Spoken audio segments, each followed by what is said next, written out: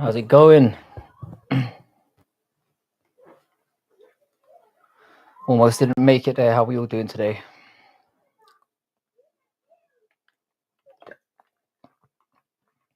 You should watch Ryzen. I should.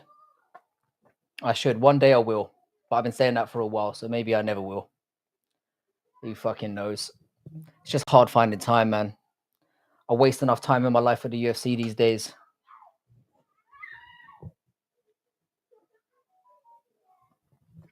How you doing, Crystal? What's good? Yes, I saw the message. How you doing, Chris Gray? How you doing, JVD, as well, man? Starting to see you pop around a little bit more, which is a good thing. Hope you're well. It was so nice watching an entire card and then going to sleep at a reasonable hour. I know I say this all the time, but I feel like I need to keep putting it out there. How you doing, Tone? What's good, man? What should we talk about? We should talk about how I should watch Ryzen or how good it is. It seems like there's more vicious knockouts in Ryzen. I'll give you that much. How's the Sunday been? It's been all right. Had some family time. Took my little lad to go and see the Smurfs movie, which I was expecting to completely hate, but it was all right. As soon as I saw that Rihanna was in it, I was like, this is gonna suck. Idaho is joining us very, very soon. Very soon, as is Brutally. It's a free man show today. Vacation was all right. Bit boring. Retreading some of the old places. I spoke a little bit about it yesterday. It just wasn't enough time out there. Traveling around like all the time is like, I know when you've only got 5 days to do stuff is really bad. Who the fuck is this guy? I am Fight Night Frankie. I assume you're watching over at Brutally Honest, who will be on very shortly. He will be joining us within the next few minutes. Formula One was dog shit today. Why'd you watch that horrible shit? Formula One is fucking terrible. I used to watch it back in the day when there was like Damon Hill and them guys. And Michael Schumacher. It was more entertaining back then. Now it's just whoever's got the best car just owns it. When you have a sport where somebody wins 4 years in a row, I'm not fucking on it. That's just how I feel.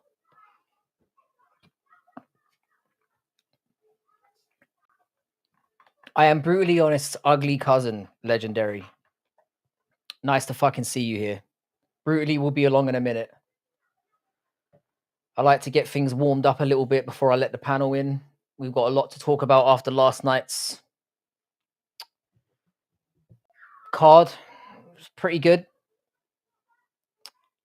It was pretty good. And I made money, which is the more important thing. Let me just be direct about that.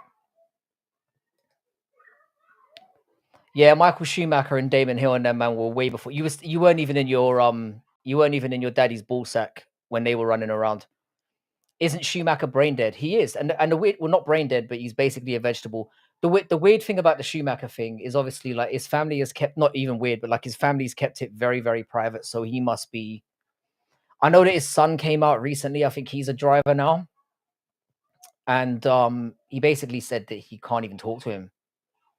He's that fucked, and I feel bad for the guy. To be fair, he just finally got to retirement. He was taking it easy, and then he hit a tree. Very bad. I didn't make any bets on this card. I had a bit of a... So basically, yeah, I decided when this card started that I didn't really like much of the straight up bets, which turned out to be a very wise decision. So I made a parlay where I had 3 fights that would get to the 3rd round. And then I had RDR winning to turn 25 into 175. And then I absolutely bottled it after the 1st round and cashed out for about 90. And then I ended up putting 20 quid back in and making another 300 on some random football matches. So all in all, an excellent evening for your boy. I ended up coming away with about 300 quid. So I'm pretty satisfied. talk about Bryce Mitchell's ceiling at bantamweight with panel. We'll definitely address that. That's definitely going to come up. We do need to talk about Bryce. And I'm sure we're going to have very different opinions about that. I'm sure it's an inevitability, because I'm expecting I'm going to have a bit of a contrary opinion to some of the boys. Hey Lane, I've been a bit absent on YouTube lately because I got a new job finally. I've seen you pop up in Dougie's stream though, you little fucker. To be fair, Dougie is way more entertaining. So if you've got limited time, you should be over there and not fucking around with me. But good to have you back though, Chris. I'm assuming the cooking channel wasn't up and going yet. I'm hoping you get round to that at some point.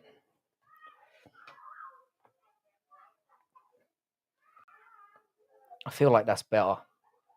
Let's make it a little bit more dark in here. Or should I turn the lights back on? I'm walking off my Wi-Fi and that shit spammed on its own. Nice one. I thought, has this guy got autism? He keeps asking the same question. It's all good though, Jackson. It's good to have you here.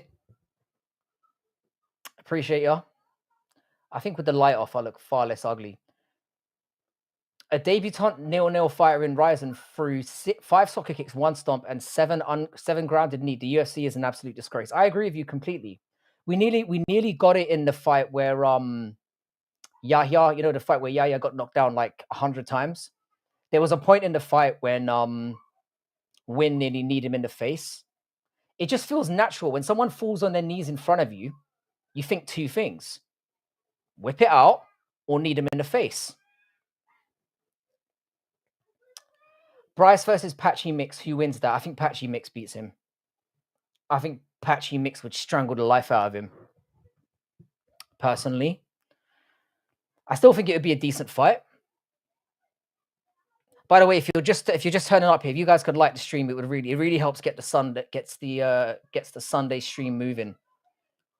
So do your boy a favor and like the stream, and obviously if you're not subscribed, do that also. Pirate could have soccer kicked Mark Andre too. Again, if you're laying on the ground, you deserve to get kicked in the face in a fight. If it was out on the street,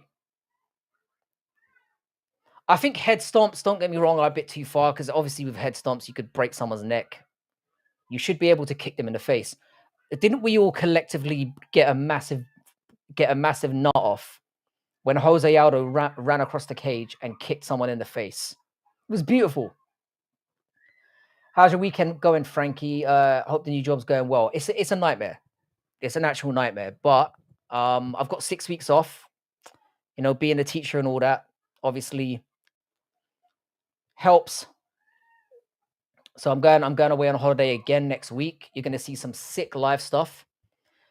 I'm gonna propose some stuff to the panel as well that I need to talk to them about, because I'm basically gonna be going out live in Asia. I'm doing 2 Asian countries. And I'm going to go to bars, obviously. And I want some of you guys to prepare the questions that I'm going to ask some random tarts. So this is your opportunity to create some fucking chaos. And maybe see me get my head stomped in. Wouldn't that be amazing? So we've got that to look forward to. Man, heavyweights were throwing stomps last night, but none connected. I mean, when heavyweights do it, that's like, I don't want anyone to die in there, but I also want somebody to get kicked in the head. I mean, it's a fight. How you doing, Zenu? Nice to see you here. I'm assuming you're one of Brutali's boys. Welcome to the show. We will be getting off and started any minute now. Idaho's waiting in the wings, and I'm just gonna message Brutally to see what the fuck he's doing. Maybe he's late. I want a tick.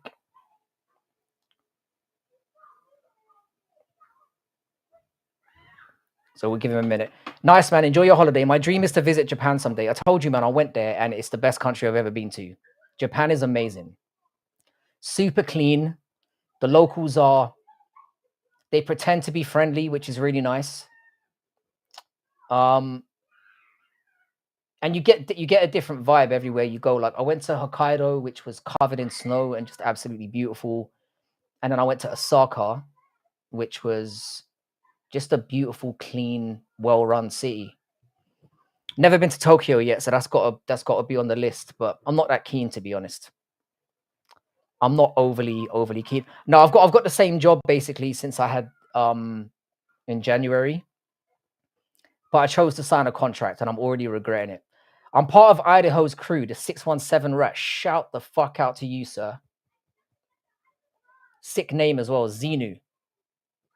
Hopefully I'm pronouncing that correctly. I'm probably not, but who gives a fuck?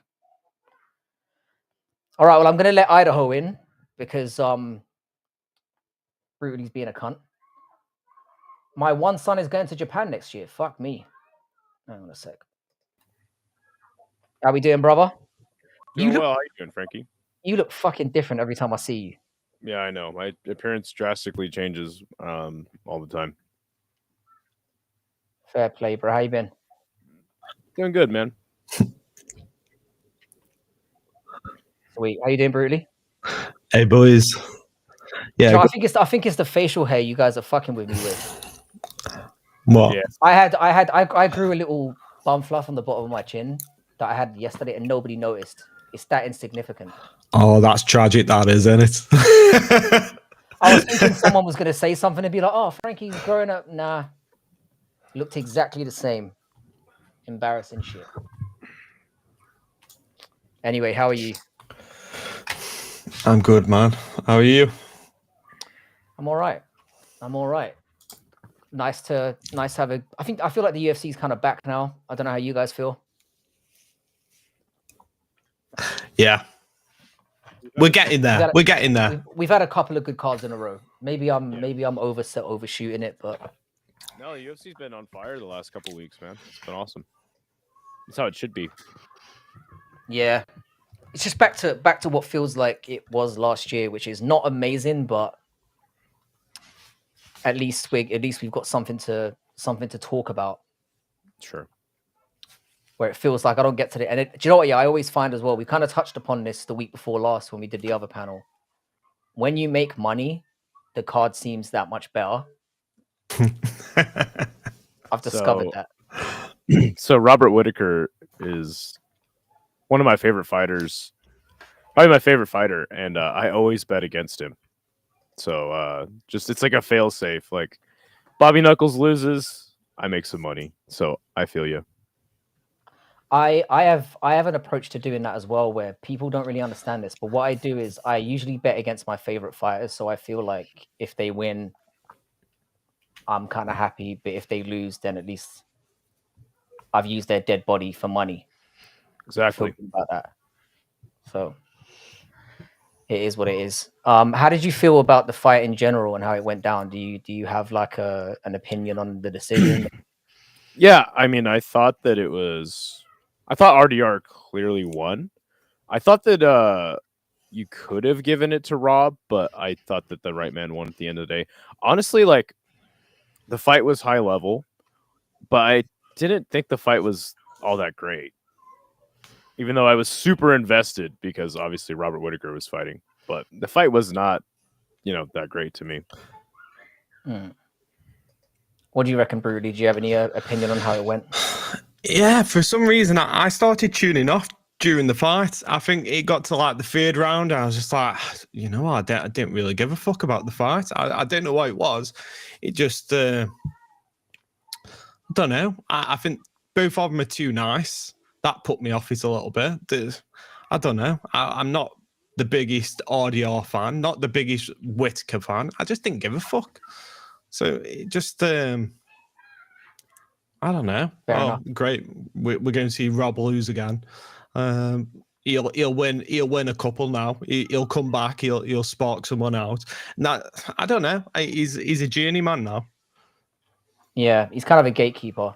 I think the problem that I had with the fight is as Whittaker was kind of losing, I kind of felt like, all right, well, Whittaker's done, which doesn't really have that much significance anyway, because he was never going to get back into the title fight.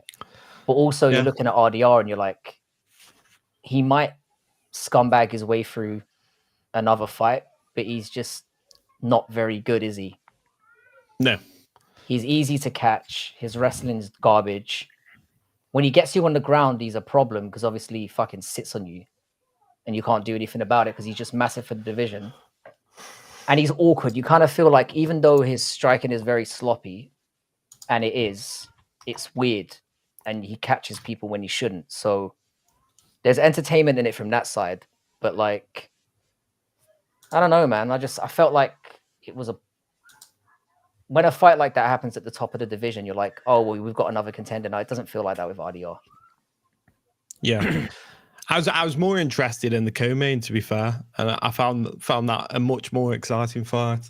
And it was one of those, Jan's going to be back in the mix now. He's going to be challenging for the title. And then if McGee had won, then at least that's something different, a new fighter in the mix. We're not going to see rematches. It felt there was a bit more importance behind it. Yeah. And I fucking like McGee. I know you do. You were very McGee high showed on us him. he showed us a lot of good stuff, but I think the second and third round, it was like very clear he was going to lose to Petr Yan, who is still really good. I love Petr Yan fights, man. He's so awesome. Partly, like, don't forget, McGee's 35, and he's not had. I don't know. He's new in the UFC. He's not fought that much. I don't know. It felt like the occasion might have got to him a little bit, and then he just slowed down. It was just like he was always a second off the pace, like in every encounter. Yeah, yep. That's a really good point. Petr Yan was just one step ahead of him. But yeah, I mean, what did you guys think about the card overall? I thought it was great. Honestly, I have no complaints. Yeah. I think overall, I don't think there was anything that kind of stood out. That we didn't really get like a robbery, which is nice. And it was definitely a night for where underdogs really came through. We got a few unks that managed to step up and get the job done, which is always nice. The McGee thing one was a weird one because I'm high on him as well. I think he's a very good fighter, and obviously I was torn between two places because he obviously needs to get going because he's 36 years old and he spent a lot of time out with injury, and it took him a while to get to the UFC. And he obviously had 3 wins in a row, but it still felt like Yan was a massive step too much. But I think he can. I think the fact that he got out of there with not looking like he was completely didn't belong in there with him is a win. Yeah, the fight it was exactly as I expected. It looked like the number 12 guy taking on the number 3 guy in the division. You know, like no surprises. I still think McGee could hang with the top level. I don't know if he's going to win many, but I think he can hang in there, and he's always got power. We saw that he did rock Yan, he did hit Yan when he did catch him. Yeah, Yan's got this weird thing where he kind of, I don't know if this is like an old boxing trick, but he kind of holds his fist to his face. And whenever he gets touched, is it really that simple to not get knocked out? I don't know. I don't know. McGee was working the straight left quite well in that fight, and I thought if he carried on with that shot, he could end up putting him on his arse, but he stopped going to it. I think he used it a lot in the first round, and then I can't remember him throwing it in the second. Do you know why? Petr Yan fought the entire first round southpaw. Ah, okay. And then he usually switches. Yeah, I didn't even notice. You didn't see him do it. You didn't see him do it in the first round, and then suddenly in the second, he just started. And that's when I was like, "Oh, he fought the entire first round southpaw." It's like, "Oh shit!" And that just kind of adds to just how badass Petr Yan is. Like, this guy's fucking awesome, man. Did you guys see that? You guys see that slick judo trip he hit in the third round too? He always lands that. It's like what did he call it? It's got like a specific name. I can't remember the name of it. Haraya Goshi or some stupid. Yeah, some shit like that. He does it every fight. He manages to just. It's such a humiliating thing to do to another human. You know, he sort of just step in and give them a little. I had somebody trip me up in the playground like that once, and I still think about it. Embarrassing. Frankie's still dwelling on it. Looking up that guy's face. My prospects of getting bitches went from 1% to 0 right then because it was in front of everyone. So you can't be fucking with Frankie after that. It was embarrassing. Not invited to the cookout. Nah, bro. But yeah, no, it was a very impressive performance, and he's kind of it kind of shows you where bantamweight is as well, though, because even though he's won, it's like we saw what Merab did to him. And that's why I feel like Merab deserves a lot more respect in general, because it's very, very hard to think of somebody that can actually get in there and deal with his style. I think there's one guy. There's one guy, and I don't know why it is. I look at him and I think, you could fucking beat Merab. You could. Davy fucking Grant. Davy fucking Grant. Take down defense. Fucking last night, I was looking at his style and I thought, fuck me, this is the style to beat Merab. Whether you do it, I don't know, but that is the fucking style that you need. The thing about Davy downs and fucking cardio. Yeah, Davy, like, you never know. You never, like, I always fade him, and I'm like, but he might win. Like, you never know when this fucker's just gonna pull off the win, you know? Fucking, what is he, 39? He's 39, and 39, in the round, he did not look tired. He looked like he could go another 2 rounds. 39 fucking years old, and he was swinging like it was the first round. He does it. He brings it every time as well, though. I think he's had a very unfortunate MMA career where he's had decisions that probably should have gone his way. Yes, he's had some splits. Yeah, he has a lot. He's been in there with some good guys as well, and he always brings it. Yeah, legitimately, he's been unlucky. Like, I think he had a split decision about 2 or 3 fights ago, didn't he? And if it wasn't for that, he'd be on a 5-6 fight win streak. Yeah, he's won 5 and 6, I think, and he's faced some decent comp as well. He's a very good fighter, but it's going to be too late for him now. The thing about bantamweight, and I feel like Merab is such a force in the bantamweight division that, like, you know, it's like Petr Yan got to win. It's like, great, you know, it's like I don't, and again, I love Petr Yan fights, but as far as like his prospects for winning a title again, like, I feel like he could win it on a given night, but I just don't feel like there's a lot of hope for anyone surpassing Merab, and that's, I don't know, like what's more interesting when the title changes hands a lot, but then people will say like the division's not good. Or when a champion like Pantoja just clears the whole division out, and then we're saying the division sucks. You know, you kind of need a balance. You know what, though? I agree. I think what we've had a lot of in this like last era is people holding the belt for a long period of time, and it's created this. I think a bit of a thirst for wanting to see the belt change hands. I think it creates different matchups. So sometimes it's better. I think the problem that I have is like I keep putting too much emphasis on everything has to go somewhere. You know, like I don't just want a good fight these days. I want to feel like it's getting somebody towards title contention or moving in that direction. And sometimes you just can't see it that way. Like at the end of the day, it was a really good performance by Petr. He did what he needed to do. He still shows he's got it. So I should just start enjoying the performances for what they are rather than putting too much of a storyline into it and going, all right, what happens next? Because ultimately it's like you can just enjoy things in isolation. And I think I'm making that mistake a lot with MMA these days. I feel like the UFC specifically is one that you kind of just have to tune in, and like all the other shit going on outside is once you start learning more and more about that, and again, like me being a fan since 2019, right? I've gone through that, especially with the fighter lawsuit. I was like so invested. I was like, oh, like here's a chance for some actual change. And they just went to settlement. And I was like, oh, well, fuck them. Nothing's ever going to change. It's going to continue to be a monopoly.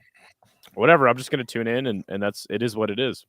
That lawsuit, it winds me up thinking about it. How they all taught the big fucking bollocks about we won't settle for anything. We're for change. They wanted a big fat fucking paycheck.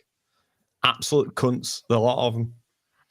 I mean, and what's really funny about that is the fighter who made the most money off of that lawsuit is Conor McGregor. Fuck off. So it was based off of tenure and how much money you had made in the promotion in that tenure, right? So like, who made the most money is Conor McGregor. You know, like maybe if it wasn't him, it was the top paid guys, and the guys with the most fights made the most money because certain fighters got like checks for like a couple dollars. I'm not even joking. Like yeah, see, because there was the assumption that like I think it was something like the settlement ended up being something like 400 million or something like that, and there was the assumption that it was going to be split evenly between whatever fighters were part of the lawsuit. It never was that. It was based on what you could have made if they paid certain gratuities or whatever it was, or whatever pay-per-views you'd help to produce as well. Yeah. There was a whole line of things, and obviously some fighters got absolutely. What did you think of Moicano's take on the whole thing, like turning down the money? Because apparently he got cut a check for like 200 grand, and he said the UFC's already looking after me. I feel like I would be. Do you know what I mean? Oh, I hate that dick sucking little prick. What he's done there, he's got on his knees in front of Daddy Dana, tickled his little balls and popped it straight in his mouth. You dick sucking little dick rider. Fuck that off. Oh, that's sickening. Absolutely sickening. In that same vein, DC, Michael Bisping, and I think Anthony Smith also protested, but they testified on the stand in favor of the UFC in those proceedings. So you're gonna always have fighters that, like, remember when Sam Alvey was interviewed after he got cut, and they were like, "What do you think about fighter pay?" And he's like, "Oh, it's great," you know. So like, then this is where I go, like, I'm just done. Like, I don't give a shit if the fighters make change. If they don't. If they do, cool. If they don't, fuck them. They're the ones that are able to make the change. But I think it gets to a point where, like, imagine if the champions sat out, right? Like, there would just be someone to take their spot. Like, there's going to be scabs no matter what. The problem is, like, playing devil's advocate and being fair, is when the promoter is your boss, that becomes a very tricky fucking navigation field to fucking battle, because we all know favors go on, like certain favors go on with the UFC, and if you go against the UFC, if you look at the Sarukian situation now, the guy should be fighting for a title. He should. It's not his fault he fucking nearly broke his neck or whatever fucking fanny injury. Yeah, kind of is a little bit. Kind of his fault a little bit. What was it? What was his fault? Like, his reason? Oh, he's just being a simp, really. He shouldn't have been fucking around on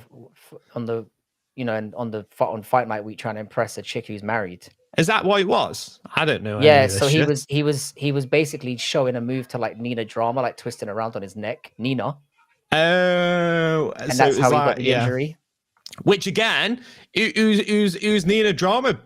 Like, if you're not sucking off Nina Drama, you're not sucking off Dana White. Because that's how it works now. She's being pulled in by the UFC. She's another dick fucking rider.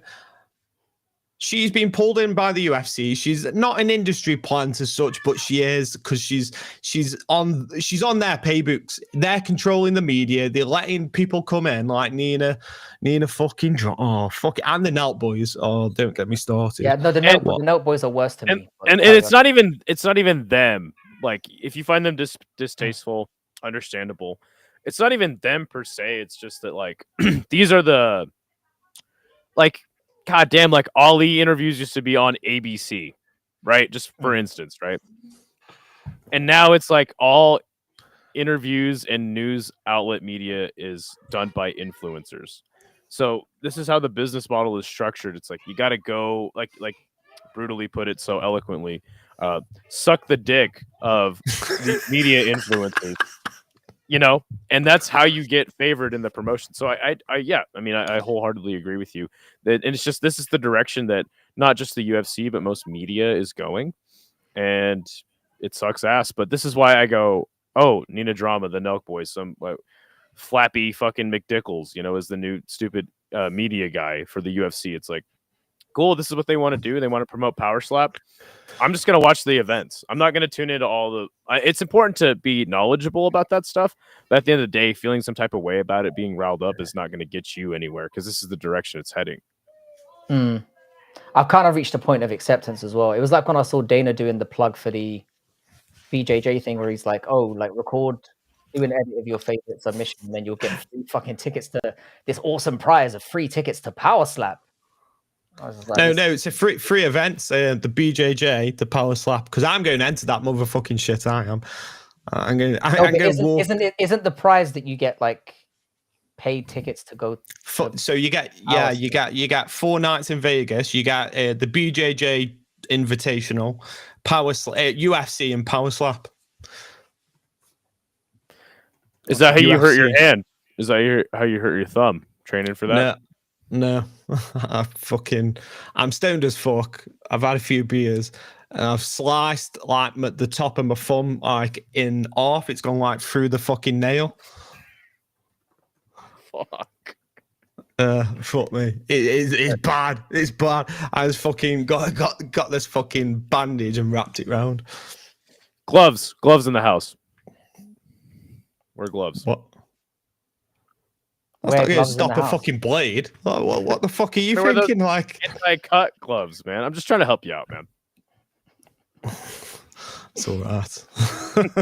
But no, speaking of that BJJ thing, do you know how it's structured? You get money for to show and for a submission. So you don't actually get money if you win the grappling match. You only get your bonus if you get a submission. Not to mention they stole Craig Jones's entire format. They stole his like Yama fight pit, fucking slanted karate combat ring thing. And they're assigning BJJ grapplers to exclusive contracts. This coincides with the TKO boxing trying to amend the Ali Act, which is actually, by the way, only going to count towards their promotion. So it's not going to change the wider world of boxing. But the issue I have is that, newsflash, fighters are fucking dumb. And they're going to sign up for that shit and exclusive contracts and being locked into bullshit. And this is just the way it's going to go. So I honestly, at this point, I wouldn't be surprised if TKO owns a monopoly over boxing, MMA, and jiu-jitsu in the next 5 to 10 years. Oh yeah, there's big money in the jiu-jitsu scene. Absolutely fucking big money. Flow Grappling have been the monopoly, and the UFC have just looked at their model and gone, "Oh, we'll shit over that," and they're going to. And they got the bankroll to do it. They're going to do it.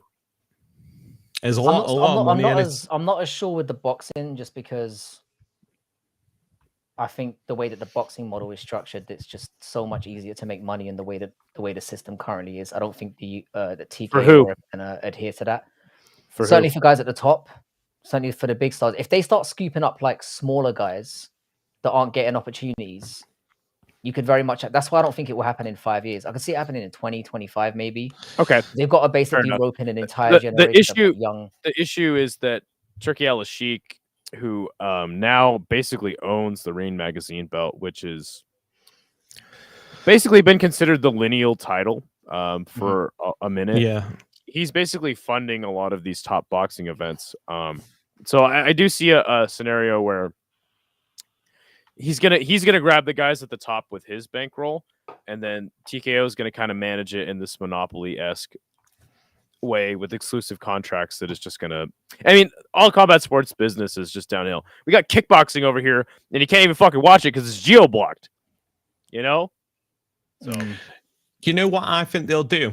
In the way that they'll get the model off the ground to begin with, I think they'll have a pay-per-view event, and going inside with that pay-per-view event, like the undercard, will be this fucking promotion.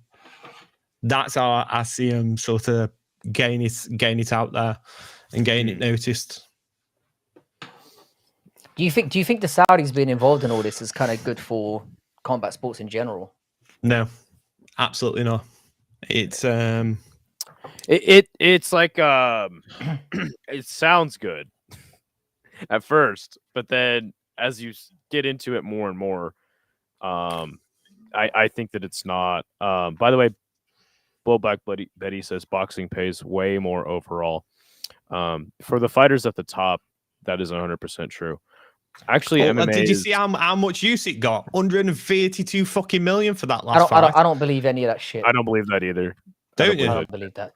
No, I mean, Charles Sonnen of all people was talking about it. I saw like a podcast he did a couple of months ago, and the question that people aren't asking, if the fighters are making $100 million or whatever, and two of them are, how is the promoter or whoever making anything? Like, how is it generating that much? The numbers just on a basic level don't make sense. I think they hype it up just like they hype up the gate numbers, the revenue that they get from each card across the board, not just in boxing, but in every organization. It's like a known hype tactic to just say we've sold out when we know you haven't. I could buy tickets for events up to the last minute, and it's like, we made this much money. The pay-per-views are this much, and the money makers aren't going to disclose those figures because it's part of the promotion game. It's like, we're the biggest on earth. We're doing this. We're doing that. So it's. But I mean, 132 million. What would you say they really made? I'd say anything from 30 to 50. But which even is still that, a shitload of money. Which, like, it's still a even shitload of that's money. an insane amount. Absolutely insane amount. Well, I mean, like, I think Usyk should make that much money, you know? But, like, I don't know, like... Why? Because he's a lineal heavyweight champion. People are obviously very invested in him. He fights he's everyone a very as well. skilled guy. Yep. He doesn't turn down. He's very small for heavyweight as well. And when I say Usyk should be making that money, I mean, I do think fighters should get paid. But, you know, as far as the model that exists in its current state, they just fuck themselves over at every turn, you know? It is what it is. I mean, look at a guy like Canelo, right? Like, and this is kind of a little off topic, but you know, he gets a share of the concessions, all merch that's sold at the arena. He gets a part of the pay-per-view, and he has a deal with like Mexican TV to fucking air his fight. Yeah, it's like, but he's the one getting in there and fucking throwing hands, though, putting his brain on the line. That's the way that it should be. That's why I feel like he should get paid. But I would say that don't you think they could? Don't you think they could build a card better, like how the UFC build cards and distribute that wealth a little bit more? You know, I'm sure they're not going to the quality of boxing cards aren't there. When we had that Queensbury versus Matchroom card, it felt astonishingly good, and it was basically 5 fights of. I mean, I didn't know most of the guys on the main card, but I knew enough about them to be like, "Well, this is exciting." And there's something. The issue is that boxers don't want to have that revenue split, you know. But Turki Al-Sheikh is the one that's changing that a little bit. But again, like, he's favoring certain fighters, and I understand, you know, like he's obviously a fan of boxing, which is good, but he obviously favors certain fighters. Like, he doesn't want Shakur Stevenson to fight on his cards because he calls it Tom and Jerry fights, you know, where Shakur Stevenson's just running. But at the end of the day, that's boxing, you know, like. That is, he is a boxer. He's not getting in a brawl. That's just his style. Yeah, I think a lot of people make, because I'm being perfect. I'm the kind of person who will say that was a shit fight, but then I can be honest with myself and say, if I was in there, my objective would be to win while taking the least amount of damage possible. Yeah, and that's just. I know that in the long run.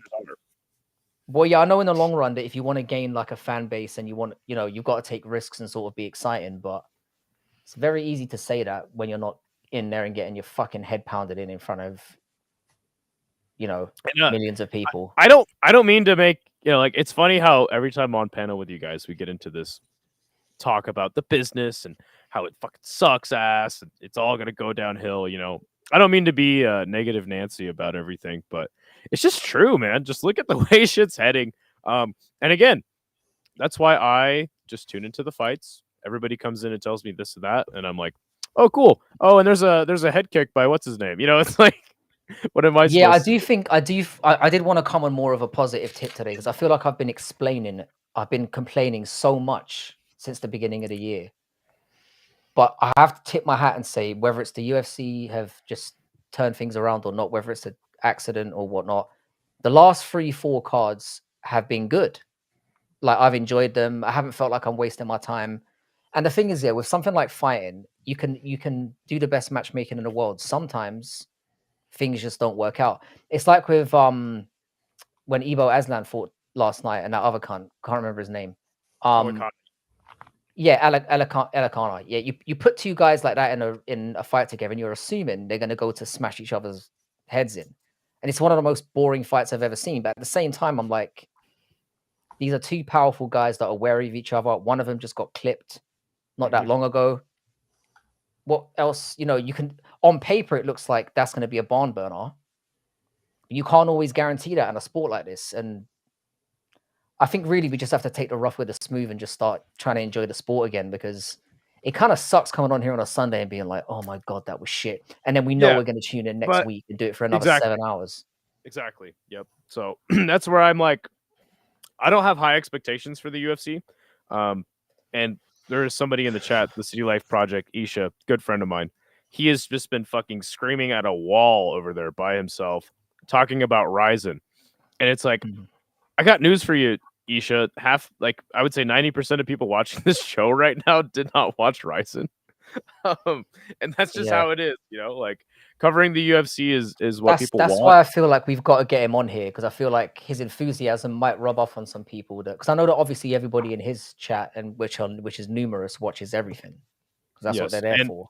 And I've been following Isha for a couple of years now, and he's become a friend of mine. But he has gotten me, and he's expanded my MMA knowledge, you know, tremendously. But what I found is that I don't really give a shit about MMA all that much. Like, only thing I like watching is kickboxing. That's like my favorite sport to watch. And now I'm just a kickboxing fucking loser nerd on the internet, you know?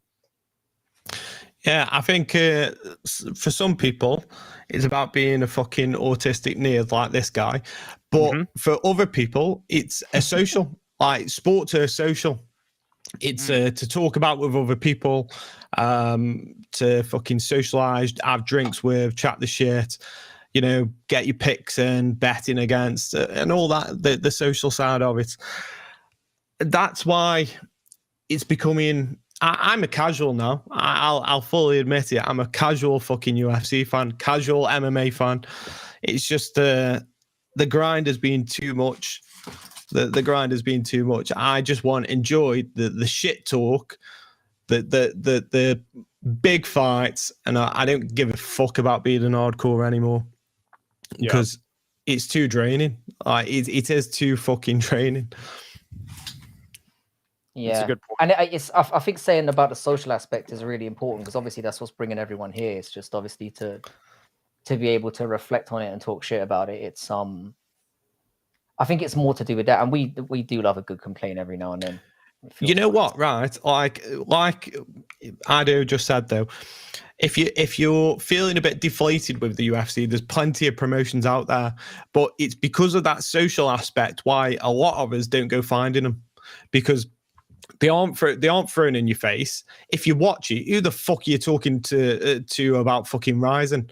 Another nerd on the internet like you. And it's like, in your real life, when you go to work, no one's going to be going, oh, have you seen fucking Ryzen this weekend? They talk about the UFC. Yeah, it's the same and you got to understand this as well, Idaho, for us UK guys as well. Finding in real life UFC fans it's tough. And the thing is, it's one of those weird ones here where you don't realize how many people are actually fans of it, because you're almost ashamed to bring it up. And then it's usually when it kind of comes up to, if somebody asks you what you did on a weekend, I might go, oh yeah, I was watching UFC, and they go, oh, you watched that shit as well, and then suddenly it becomes it's not something you even bring up around. So in the UK, it's a bit weird like that. So it's the same. Like, is it? Yeah, I mean, like, it's so funny to me when UFC fans or MMA fans, specifically UFC fans, they go, oh, you know, MMA is going to be the biggest sport in the world someday. And it's like, are you retarded? Like, it'll never be the biggest sport in the world, man. Like, you should be happy that it's at this point where it is now, but your weird fetish for fights makes you think someday this thing you know about is going to be huge. You're delusional. I actually hate encountering a casual combat sports fan, because they tell me some really stupid ass shit. Like, the one I get the most is Sean O'Malley. Oh, that Sean O'Malley guy. He's one of the best fighters in the world, right? I'm like, No, he's fucking not. And you don't know shit, you know? So 90% of fans are he was casual. a world champion. He was a world champion. I understand that. But, you know, it's like when I have to sit there and explain to them how he never really fought anybody good on his way to the title and he got a fucking split decision robbery over Piotr Yan. Now I just sound like a fucking crazy person, you know? Yeah. But I think, like I said, I mean, I think there's... Let it fucking go, son. Yeah. You've come for some therapy tonight for sure. One thing I will say is that guys like Isha, okay? And again, I don't mean to fucking just blow my fucking buddy over here. But the reason why I have expanded into his world of knowledge of combat sports is because he actually covers those events. He does fight companions for him. And he's going, hey, this is how you watch it. There's no money in it, but if the wider MMA media would pay attention to these leagues like BKFC, like Ryzen, and not just when they have a big super card, people would actually be interested in them more often, you know? And that's the issue. Like, people don't make money covering stuff like Ryzen because the Japanese ads don't pay as much as American ads. So that's why they don't do it. But it's like, hey, if you guys actually covered this shit, like One Muay Thai on Friday is one of the best things out in combat sports, and it's on a weekly basis, but nobody ever covers it, you know? So, well, this is what we've been talking about this for a while.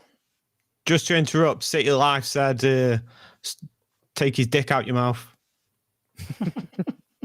Oh yeah, got you. I will not, sir. Yeah, it's but like I said, I think there's a lot of room for optimism. Well, you know, like the bantamweight start getting. Yeah, we're getting some bantamweight's getting really exciting. I feel like we've got a few where fucking like Bryce Mitchell now. He's now. Let's talk about that performance. Yeah, you said you wanted to talk about Bryce. I mean, I don't necessarily itching for it, but yeah, no, in the beginning of the show, you said that. Why did you make it weird? You made it sound weird then. You're like, oh, you're excited. He's like, I don't care about Bryce Mitchell. Did you guys think he won? Yes. Okay. Brutally. I do think he won, but I wouldn't say I was like, oh, because the thing is, with Saeed, he's a very decent striker. He's obviously a better striker than he is a grappler. That's I know it's an unusual thing to, you know, a lot of people just assume when you see a Dagestani fighter turning up. I mean, there are exceptions, certainly with like Umar and Usman in PFL, and you know, there's a few others, but generally they're kind of seen as like grappling heavy. So with him, it's like he doesn't really have that level to his game, and I don't think he's a particularly amazing striker either. Bryce winning, I don't think. In order for me to get confident about Bryce doing well at bantamweight, I needed to see him absolutely ragdoll him. Yeah. Keep him down and dominate him. And I don't feel like he did that. I feel like he kept him down and held him down, but he wasn't confident to do anything else. And even though it was a good win against an opponent who's relatively known, it doesn't tell me, oh, Bryce is going to fucking do amazing at bantamweight, because that was the thing for me. No, yeah, I still think it's early doors to really be convinced whether he's going to be good or His not. His striking's too shit, mate. His striking's too shit. Don't forget, he's only just turned 30 though. He's got room for improvement. He's just dropped down to a new weight, so he's going. Maybe the cut wasn't the best. He's working it out how he does it.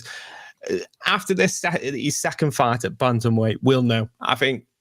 If you haven't sorted the kinks with the weight cut and all that shit, if you haven't improved it even a slight bit in your striking, then you're fucked. You're just going to get steamrolled at some point again. And just the reality of the situation is Bryce was never going to be champion at 145, and he won't be at 135.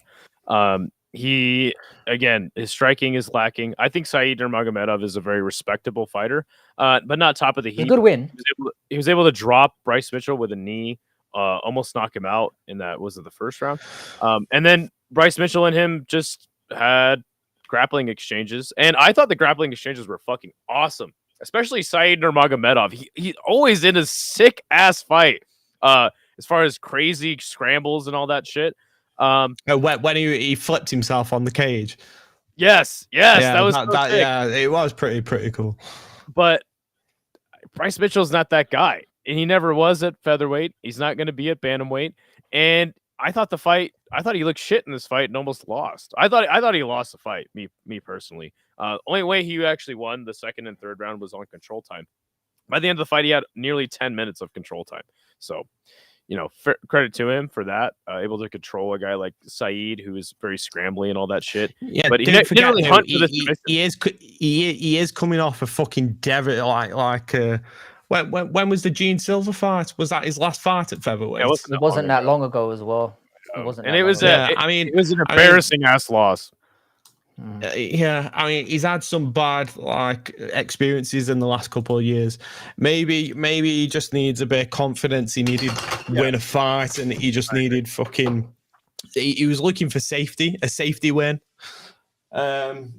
If he can get past that psychological hurdle of getting steamrolled by bigger guys, maybe he can feel himself. He'll never be champion. Let's face it, he's never going to be a champion. But is that, you just want to get the biggest fight you can. He wants a big fight, get a nice little payday out of it, and then he'll fuck off to fucking Rednetville or wherever the fuck he's from.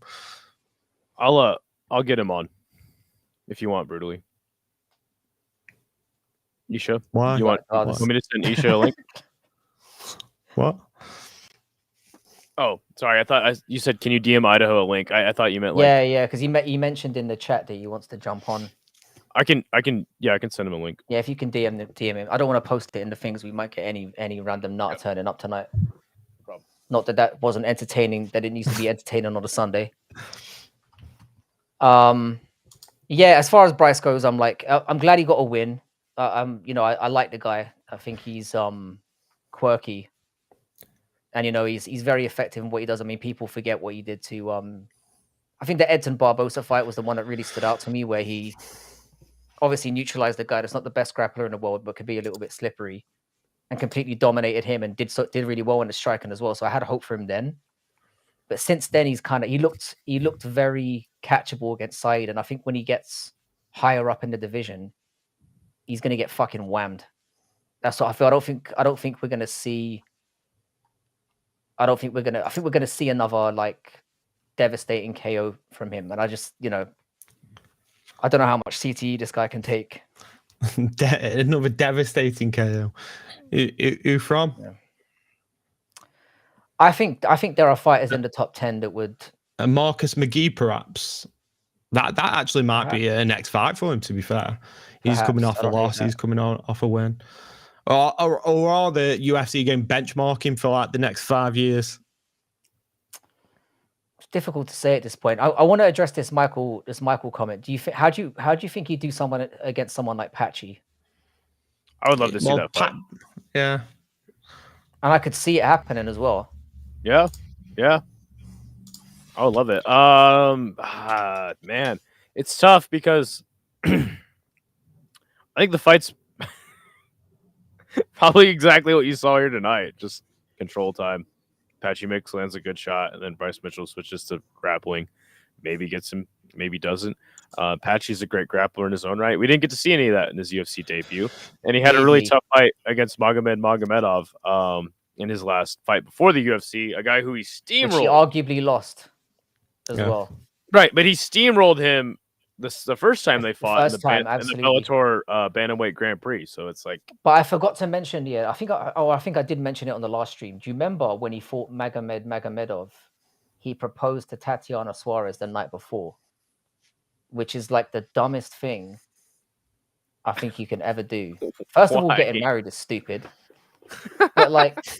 But I don't know, man. Making that kind of statement and that kind of, I don't know, man. The night before you're going into a fight seems bizarre to me.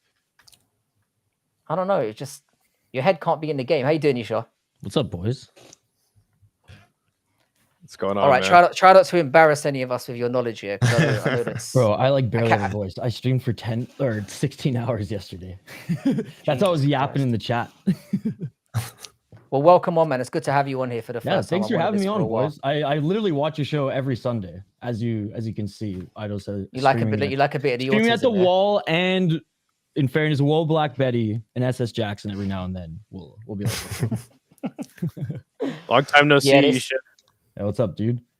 Yeah, it's changed up a little bit around here on a Sunday. It just used to be like, if you used to tune in a couple of weeks ago, or that was literally it. It was just screaming matches and people talking about anything but MMA. So it's nice that we finally grounded things a little bit around here. Where are we at on the UFC card right now? As far as you We're guys, just kind of jumping in and out. I mean, we can talk about anything you feel like bringing up. I mean, I'm down to talk UFC. I thought it was a really good card yesterday. Like, I just want to make it clear, like, UFC is far from my favorite promotion, but like, I'm not a hater. I just think the rules are an absolute disgrace to the sport. Mhm.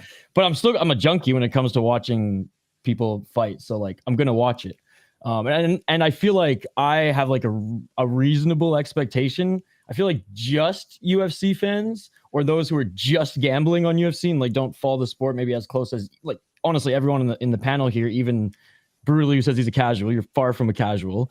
I feel like if it's not like a UFC 300 level card or like the one sick perfect card they saw back in like 2008, it's like, oh, this fucking sucks, blah blah blah. And it's just like, no, man. Like, and as Idaho said, like, he watches and he's fair when it comes to his coverage of mixed martial arts as well, even though he's a kickboxing fan. And I always like tease my chat too, and I'm just like, yo, don't go to fucking SeaWorld front row and expect not to get wet. You're watching mixed martial arts, there's gonna be grappling. Right? Like, it is what it is. And I thought this card, long and the short of it, I thought this card was actually like pretty damn good. You guys already talked about like the one stinker fight. Tabitha Ritchie avenged her performance by getting the finish in that one.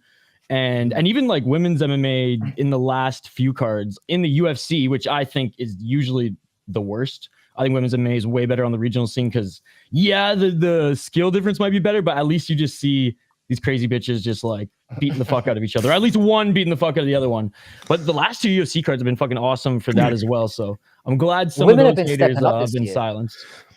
Yeah, the women have stepped up quite a lot, especially in the UFC. But like, we kind of touched upon that in the last panel as well, where we're like, sometimes when two fighters are overly skilled, it can result in like a dud. Because they're obviously very and that's why I'm not the biggest fan of the UFC, because like I will always say it's the NFL or Premier League or NHL of mixed martial arts. That doesn't mean it's the most exciting if you're a fan of the brutal stuff, right? Like, and even me, like, I'm a huge hockey fan. I'm from Canada originally, and like I am NHL is not my favorite league. Like, I love that crazy fight league in Quebec, the LNAH, and I love the WHL, which is like the more brutal and tough. How the fuck do you find the time for all this? This is mad to me. Dude, I spend more time running a hockey network than I do even running this channel. That's inconceivable. What the fuck? Yeah, it's called if you guys like hockey, it's called the Soda Pod. It's more like a podcast network. We do have a YouTube channel, but I don't really run the YouTube stuff. So yeah, I'm hockey and fights, man. That's my shit. And if I had time, which I wish there was like 48 hours in a day, not 24, I'd also follow box lacrosse because that shit's fucking insane too. Yeah, I've heard lacrosse is really brutal as well. Yeah, the field stuff that they have in the States is like pussy ass shit, but the stuff they have in Canada is unreal. Yeah, I've heard this as well.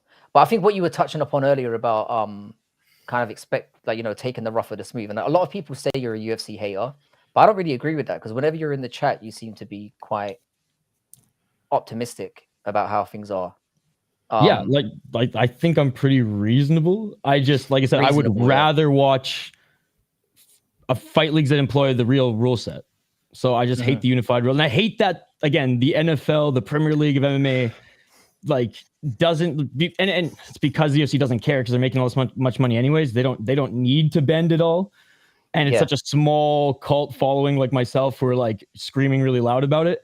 So like they don't need to pressure the commissions in North America to change the rules. But like the North American commissions are absolute dog shit. And that's why, other than, fucking Colorado, based Colorado, anything goes there. And even like Ryzen is talking about coming over to Colorado and doing a show in the United States because they actually can do it there. Yeah, let's go. Idaho went to a show there. Both their shows. So speaking of the rule set thing, like, what specifically do you want to change? Do you just want anything goes, or like? I will say what I realistically want to change is just like allow grounded kicks, soccer kicks. Knees to grounded opponents is a must. I want stomps. I understand if they're like, we'll do everything except for stomps, and if I was in like the negotiation room, I'd leave that one on the table. But I think stomps should be a thing. We saw a few attempts last night in Rise, and even by the heavyweights, which was unreal. And I think up kicks to grounded opponents, and just straight up, like if you're trying to go for a heel hook, you should be able to kick the fucking face of your opponent off you. Like, yeah, 12 to 6 elbows are already allowed, so that's fine. And I think that's just like the main thing. Now, if I want to go like a full schizo or autistic step forward, like 10-point must system has no business in mixed martial arts. Now, again, then it's never going to be perfect. I would rather the fight as a whole in the third round, you have an ability to come back. Because we see so many times in 10-point must 3-round fights where it's like, man, the guy who dominated that third round should win the fight. He shouldn't even get a draw if it's a 10-8. He should win the fight because he came back and, at the end of the schoolyard brawl, quote unquote, when the teacher, separates you guys or the cops separate the street fight, the person on top won the fucking fight, or the person, winning the fight won the fucking fight. And again, that's my opinion. That one could be left on the boardroom table as well. I understand that can get murky without 10-point must and whatever. And I think open scoring or 5 judges, one or the other. I love open scoring. I understand that it will ruin gambling, so I get it. But Octagon does it. It's awesome. You still don't know how the third round is gonna show up till the end too. Yeah. But 5 judges is a must. You have to have one on every fucking side of the ring. It's so annoying that they're all 3 in one little spot. ACA has 5 judges, and even though they really value the control time and don't separate the fighters as much, like in control and stuff like that, they at least have 5 judges. So it's fair, maybe is the wrong word, but it's just a different way of going about it that I really enjoy. Yeah, I can't. We spoke about this at length before as well. Way earlier on when I was on YouTube. Another thing that I kind of wanted to throw in there as well was, I'm not sure how you feel about it, judging accountability as well. I don't necessarily want judges coming out at the end of a fight and speaking in front of people, but just releasing a statement and saying why they scored the fight a certain way would be really helpful as well. Dude, the National Hockey League has that same issue because there have been some, and that's a very hard sport to ref because everything happens so fast, right? Mm-hmm. Like we as the viewer get to see everything in slow-mo and we can see, the bad calls after that. But in the moment, that sport is one of the fastest, sports ever. And there are times when like a lot of fans just want to hear why the ref made the call and what they saw or didn't see, just for clarification, because then we can empathize with them watching live, right? Not necessarily just on the slow-mo. But their ref union is so like tight-lipped that they just do not allow it. And I imagine that's the commission's as well. I am totally down for even just a statement from the commission if you don't even want to put your names out there. As like a psycho fan of both hockey and MMA who wants to just yell on Twitter, fucking release the names. But no, at least a statement. Yeah, because it would at least allow you to either justify why they've made certain decisions, or if they're making a decision wrong, you can say, right, we can re-educate that fucker or kick him out of the sport completely. Because it seems like the same faces are turning up and making the same mistakes, and it's either they're corrupt or they don't know what they're judging. Or they're a fucking boxing judge. No, exactly. And again, it's statewide, right? It's state commission. So like there's some states that are awesome. Like funny, like a lot of fighters back in the day say they hated to fight in California because like there's the commissions type, but like the judging in California is actually not that bad. Vegas is hit and miss. Like there's really good judges there, and then there's like really bad. I remember Texas has been like notoriously pretty bad as well. Again, I think Denver has always been pretty fucking fair. I love their sports commission or their combat sports commission. Not to mention California releases fighter payouts. Yeah, they're very transparent. So again, I'm not a huge boxing guy, so I couldn't tell you like what the best commissions. And the UFC, they travel a lot, but they haven't in the last few years, so I haven't really like kept notes on like, oh, this one for sure is bad or whatever. But from the top of my head, like I remember Texas hasn't been that great. And it's like the same kind of problem in Canada. Like Quebec did, New Jersey, was it New Jersey as well? And Quebec had like weird rules. I think Quebec and New Jersey didn't allow foot stomps, even though that's like part of like the agreed upon unified rules. But like the UFC was like, fine, we don't really give a fuck about foot stomps or whatever. But like, it's just like there's weird things per province and per state. Not every commission follows the unified rule set. So people get that wrong about MMA a lot. Yeah. So like, allow freaking soccer kicks, Denver, please. Soccer kicks I'm all for. I don't think it's more the only thing I disagree with you on that list is the head stomping. Just because I just get like I said, American I could leave that on the History X table. vibes. I get American History X vibes of just like someone's skull in. I think knees to a grounded opponent are like needed in the unified rule It's set. a joke. It could be, you know what it does? It favors pressure wrestlers and the Aljamain Sterlings of the world in the UFC. So like you claim again, they claim they are the biggest, yet there's a clear handicap that is allowing a certain style to do better. What the fuck? Like every time someone is tired and shoots a takedown, like when they're gassed or even when they're rocked or even that's their game. If they miss, they deserve to be kicked in the face, dude. 100 or inside control. Every time my streams and one guy rage quit yesterday because he was like, "You're such a fucking idiot," blah blah blah, and I was like, "Whatever, man." But like inside control, every time I call down the UFC, I'm like, 2 clear knees to the face and the fight is over. But now this fight's going to be extended for a grapple fest for the next round because that move is not available. How do you feel about instant replays as well? Like the fight when something happens and then rather than saying, no, for sure. Especially when it's like head.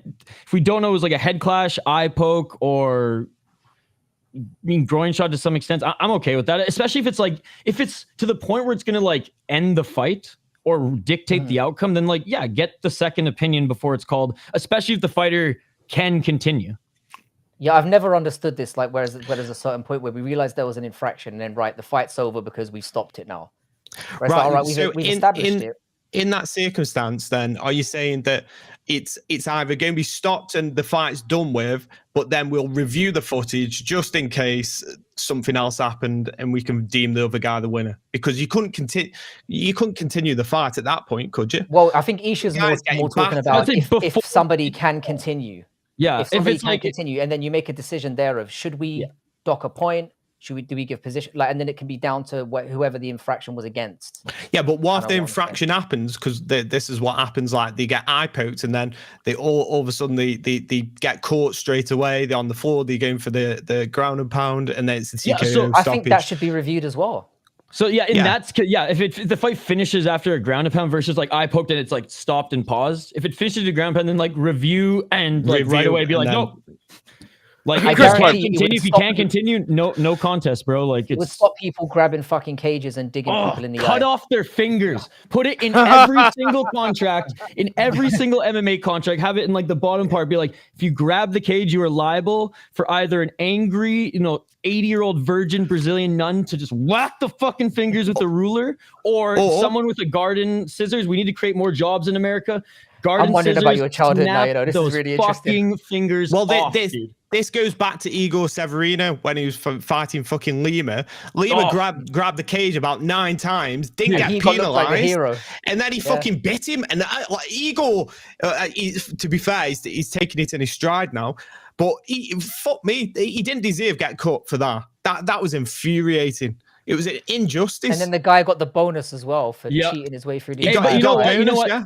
The cannibal is actually a star in Octagon now, making more money than he would ever make in the UFC. Yeah, and he walks out in the Hannibal Lecter mask and everything. So he's playing it up. He's playing it up. He's done well for himself. That's what you got to do. That's what you got to do. You got to lean into that shit.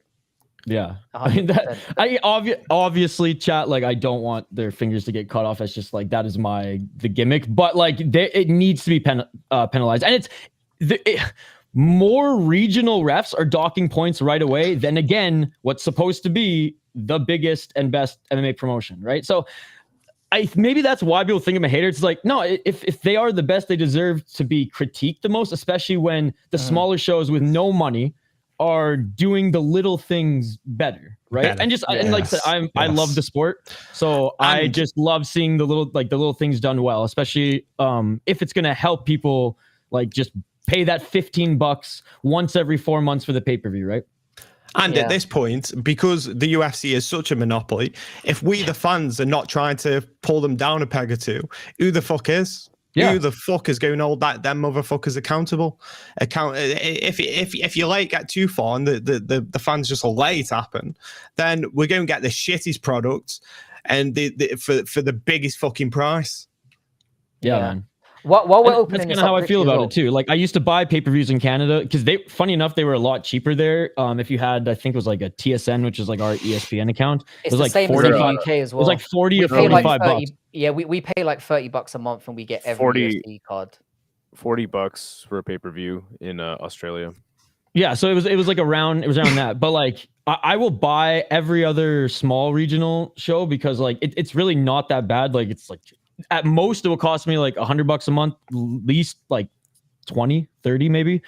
And since I stream, like some of the YouTube money just covers that, and it's what I like to do anyways. So Yeah. it's worth it for me. But like, yeah, I mean, $15 every now and then, like, don't save yourself from one McDonald's combo for 1 month and buy Rise, and you'll be entertained. And I always just like, don't tell them, but I just screen grab my thing or my whatever stream. So like I just put it on a hard drive. I literally have like a folder that's like Ryzen from like Ryzen 32 onwards. So it's like, we used to buy the DVDs of UFC when we were younger. We used to have like the old VHSs I kinda of miss those Pride. days. VHSs, Like, yeah, I remember. Dude, I have miss some of the the old cage VHS popping. Pride. I haven't even opened from the plastic yet. Like I almost don't want to because I feel like, well, they might help pay off the last bit of my student loan someday. Yeah, for sure. But yeah, so have the same and again, mentality as well. I just love this sport, and it's like, yeah, if it's $15, just keep it. Like it's like buying your DVDs back. Own then. it then in that way. Yeah. And I love that. And like sometimes I'll go back or like and watch some of these fights. I'm not like a psycho or like I catalog each one or whatever, but some people have asked me like, yo, like you talk about this fight, what card is it on? And I'll just like send them the folder and be like, it's on this card. Like go watch it. Yeah. Wait, Ryzen doesn't archive their shows? Only if you're a subscriber, yes. But if you just buy the pay-per-views, Pay-per-views one at a time. yeah, then you get it for like 2 weeks. So yeah, I in Isha, I think you are such a huge fan of the sport, but like I think sometimes you don't consider that most people that are even in your streams, which is crazy, like are not. They're not like the biggest fan. They're like casual fans, so they don't care about you talking about the change and the this and the that, because they're just like there to watch the fights, bet, be drunk. Yeah. Well, and that's why like I don't really jump on panels or do live stream just chats. I usually try to like focus on the actual event. Now every now and then there'll be some people in the chat that I'm like, all right, I'll bite. Let's fucking go. And we'll just go at it. But 9 times out of 10, they either end up watching deep and are like, sorry, I called you a fucking idiot. Or B, they're just like, I'm just gonna come back for UFC, man, and I enjoy these UFC streams. And I'm like, cool, sweet. Yep. The one guy yesterday, he was not happy that I was like, why you fucking want to see soccer kicks in UFC? You're weak-minded savage. And I was like, oh, you thrown in jail. Sure. It's what makes it fun, though, isn't it? Yeah. I just wanted to add one more little segue while we're on it, like because you obviously talking about the cage grabbing and all that kind of stuff, and speaking about my experience going to live events as well. How do you feel about the cage in general, and what do you think could replace it as a realistic option? Outside of the fucking basketball court, obviously. Yeah, fucking Joe Rogan thinks it should be on a football field. All right, so I got a few thoughts. First of all, like I am biased towards the ring because I watched more Pride growing up than UFC. Like Pride was how I got into combat sports. The ring is not the most practical for mixed martial arts. I will say the Ryzen's ring and some other regional rings, like even that Island Fights ring, when the ropes are actually like have tension, you can wall walk. You can do a lot of the same things.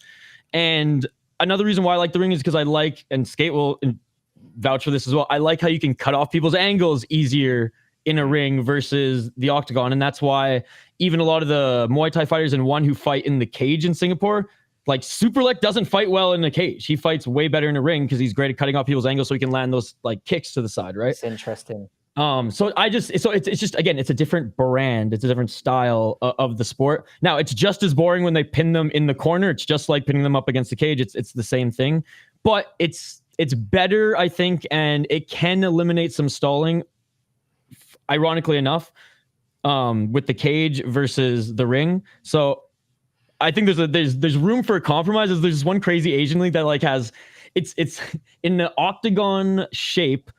And it has netting under like on the bottom part of the ring, so no one can get like ring outs, and like the little Japanese people don't have to like push them back like into the cage if they're like falling out. My favorite part of But Ryzen. the top part is still a ring, and I've even seen some that are in like an actual square like that. Again, that's just like nitpicking and just like a cult funny cool thing that I like. How are we going to eliminate cage grabs? Maybe someone in my chat said like maybe like some sort of like plexiglass or something, but then like I don't, that's just not going to work. So I think like we have the best like maybe netting, but then people are still going to grab it, and it's just like it's just going to be even more of a headache, and it's going to rip eventually. So I think it's the best that we have. If not, like the Ryzen ring is my second favorite. Okay. I disagree. I think the cage is just fine. I don't understand. Well, yeah, and like I get it. Like I'm nostalgic too, right? And I made an argument of why I like it, but like I agree that the cage is the best. Do you know what the thing bothers me about the cage? It's not even so much the grabbing of the fence and stuff here. I found that going there as like a live viewer, you pay like a lot of money for a fucking card, right? And you're there. You're like, I assumed first time going to being as close to the. Was it Cage Warriors? And no, the first event I went to was a Bellator event. Oh, nice, nice. And it was in Dublin, but the crowd was amazing. Yeah. But the thing that I had the issue with is when you're at ground level, you can't really see shit. And I was literally like third row. Right. And I'm like, the cage. And you're just looking at the Jumbotron more than anything, right? I find myself looking at the screen more than anything. And I'm like, I should have just done this. I mean, the atmosphere was amazing. Bellator, we talked about this last week as well. Bellator was amazing for me as well, because when the fighters then won or lost or whatever, they were then roaming around in the crowd and sort of hanging. I bumped into fucking Colin Lochran in the fucking toilet. Cool. He was not happy to meet me. He wasn't very starstruck by my appearance. But I met Chris Gutierrez when I took a piss at fucking 1, and I was like, "Hey, you're Gabriel Benitez," and he was like, "No, I'm not." And he was like, "Yeah, fuck this guy," and he walked away. You fucking fumbled that hard. Yeah, I was drunk as shit. To be fair. Oh well, yeah, it only takes you 2 whiskeys, doesn't it, as well? Mm-hmm. I've actually never gone to. I've never gone to like a stadium MMA show. I've only gone to regional, like I've only gone to LFA live, to be honest, because they come to Minnesota 4 times a year, and it's at a theater in their casino, so like 2,000 people, and so the seating is actually perfect because like if you want to pay, I think it's like $150. It was actually crazy. $150 open bar in your cage side. But again, you have that same problem where it's like, there's like just a few rows of just like pull out seats and like the view's not that great. I always just like pay for general admission and you get to sit anywhere. Like you don't have like a assigned seat anywhere in like the theater. And because it's like elevated, I get to see over the cage almost in and everything else. Like maybe there's like a couple blind spots, but it's not bad. And they have 2 big screens as well for like the few blind spots. So I've heard that Bellator just quote unquote worked with what they had, and you know, if they got everything there and they, you know, broke even or were able to pay the fighters and had good ticket sales, then they were happy. Whereas like promotions like the UFC, they actually go in there and scout the arenas and plan sightlines, right? So I actually heard GC from Helwani's show. He talked about that because he would go to all the Bellator shows. And he said when I went to my first UFC show and I talked to some of the staff there, they said that like, yeah, that's the one thing that we like. Every seat, you at least have a view, even, you know, maybe there's some in the nosebleeds where you're not going to, of course. But like, whereas Bellator was like, we're going to get everyone in here. We're going to sell tickets and okay. And in fairness, like we did our job. We won. On to the next one. It's interesting you say that because when I went to 1 in Denver, both times, like I had great views. First time I was in the 3rd row of the stands, and the second time I was like in the 2nd row by the cage, and I got to see it really, really well. So I didn't really have a viewing issue when and again, I've only been to 2 MMA events. Those are 2. Yeah, I've sampled all 3. So I went to 1 in Thailand, which was amazing, and then you went to Lumpini Boxing Stadium, right? I did. Yeah. I heard that there's like no bad seat in the house in Lumpini. No, this is what my point was, because it was just you could see everything, and you know the crowd. You know, it's a very educated crowd in Thailand. They love their combat sports, and it just felt. That's why I kind of want to go to as many live events as possible, because you kind of know you're not going to get the best, or you expect you might not get the best view, and you might end up looking at a screen. but being around thousands of Mhm. people who are going fucking bananas when things happen. Especially the family and It's friends. worth Like it. I had, so my friend Goozy Hines just made the UFC, and he was on. I watched all 5 of his fights in LFA, and I didn't even plan for this, but every time I went to watch it, I ended up sitting like next to his friends and family, and he got finishes in every single fight except for one, which was one of the craziest heavyweight wars I've seen, and on the regional scene. And so it's just, yeah, you said it, like, and just being around it. And like, only one show that I've gone to, there wasn't a fight in the audience because some fucking drunk fuck from Wisconsin, it wants to fight one drunk fuck from Minnesota every single time. And they're usually the ones on stage who pay top dollar. And the one time the cop, dude, he literally dove off the fucking stage to tackle one person who was like trying to get involved too. So like, it's just an atmosphere. Yeah, the same guys thing ever happened been at to- 304. There was a scrap. Sorry, go ahead, Dado. You guys ever been to Wembley? Yeah. Yeah. Okay. I remember watching, I think it was AJ versus somebody. And Is they this had... Go ahead. I'm sorry. was this the stadium or arena? Wembley Stadium. Okay. They had this giant like thing in, like, there was the ring, and then there was this giant ass like thing, and it gazebo. The gazebo. Yeah, and it was like lit up. I was like, imagine being the poor fuck that sits behind that thing. Like, you're not gonna be able to see literally anything. So Yeah. I was like, man, Wembley looks like the shittiest place to go watch fights, especially if you're in the I mean, stadium ones are again 130th the row. atmosphere because you got What like, about, like, an 90,000 amphitheater? people in there. Has anyone done a fight at an amphitheater? Yeah. Did K1 do it in the States? Did they do it in California? Did they do an amphitheater? The one that like fucking Brock Lesnar fought on? I know that BKFC Knucklemania that was in Los Angeles was at an amphitheater because I was supposed to fucking go there. That's sick. That sucks you yeah. couldn't go there, but that's fucking sick. Yeah, That would be a hell of an atmosphere. Sucked. I just feel like this. I know it's never going to change, and obviously we're just blowing smoke, but it's like it's just something worth thinking about, I guess, because it feels like it's, I don't know. Yeah.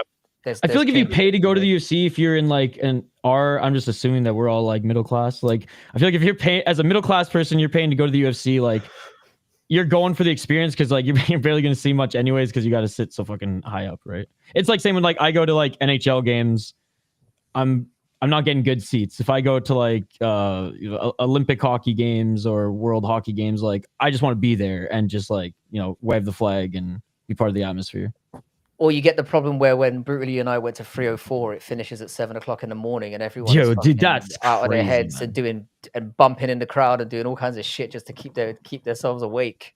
Yeah, dude, I was the same. Like, dude, last night Seikazawa fan made an appearance, and that woke us all up. But I think at like the co-main event, Seikazawa, the co-main event mark, I was just like, if this last fight isn't like exciting, and it went 3 rounds, but it was exciting. I was like, I might just fall asleep on stream. Yeah, and I ran out of coffee yesterday. I ran out of coffee yesterday. The whole stream without caffeine, and I'm like hopelessly addicted. Like I'm like a 2 pots a day kind of guy. And I didn't have any yesterday, so I can't believe I'm still awake, still talking, functioning. Yeah, I have a meeting in like crazy 10 minutes, and hopefully the client everything prepared because I do not. Here's my reaction to Seika Izawa winning her fight. Yo, Scott missed it last night. Chris Cushman was there though. Oh wait, hold on. Let me do this. I should have timestamped it, but it's too long of a stream. Yeah, it's like how long was it? 10 hours. Jesus Christ. It was the second longest. World Max was the longest.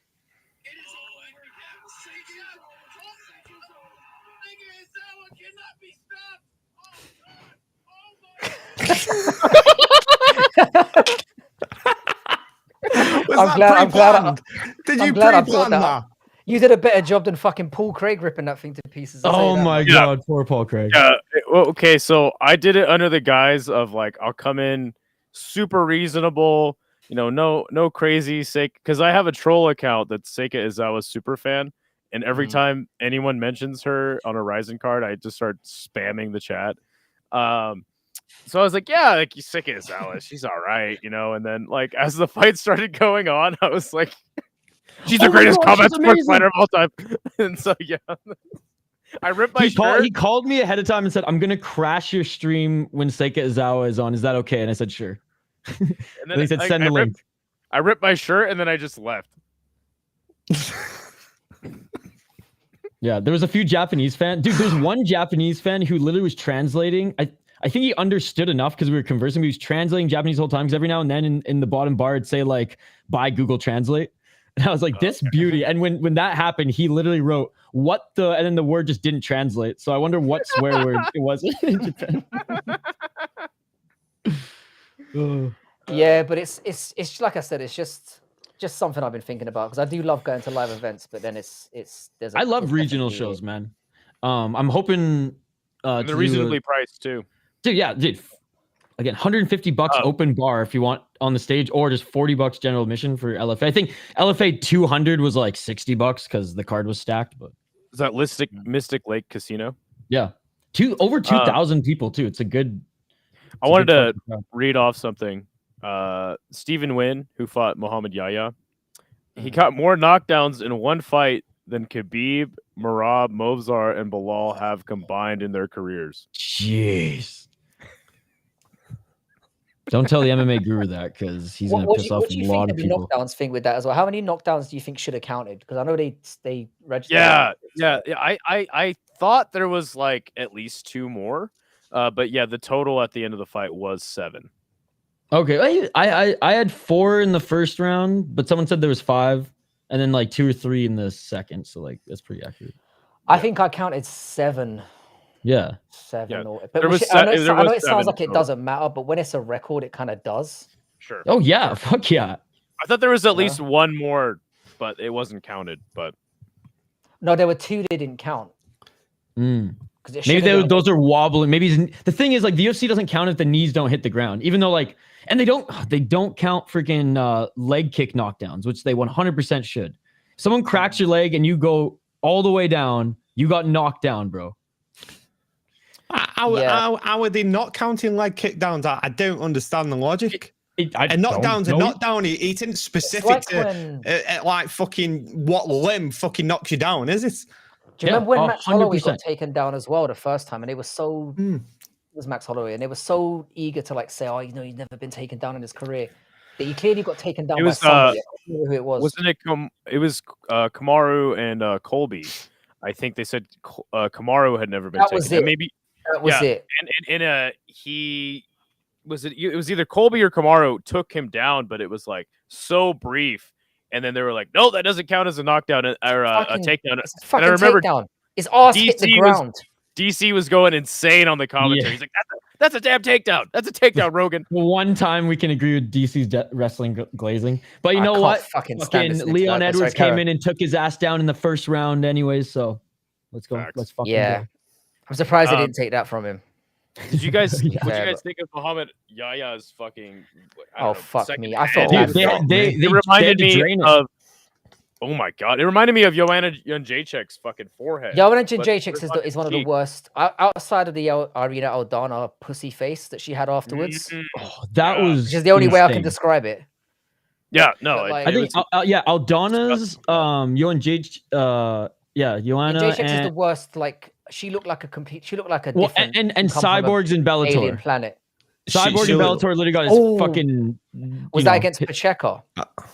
No. The male Cyborg. The male Cyborg. Yeah, MVP. Oh, the male Cyborg. When he fucked him up. When he that one was that's the Pokeball. That was the Pokeball one, wasn't it? Where he rolled the fucking Pokeball. That made it worse. After he just fucking split him open and then it wasn't even a split open. He dented his head in. I mean, another one should get an honorable mention is when Sage Northcutt got his fucking skull broken by Cosmo Alexander. It didn't look as bad at the time, but when you saw his injuries afterwards, when you saw the X-ray, it was like, oh my. Okay, his whole face got shattered. We'll throw another one out there, and we were talking about leg kicks. Takeru's leg after the super leg fight was the worst. I've never seen a leg so destroyed in my life. The whole leg was purple, and he ripped every ligament in his knee because he took leg kicks for 5 rounds.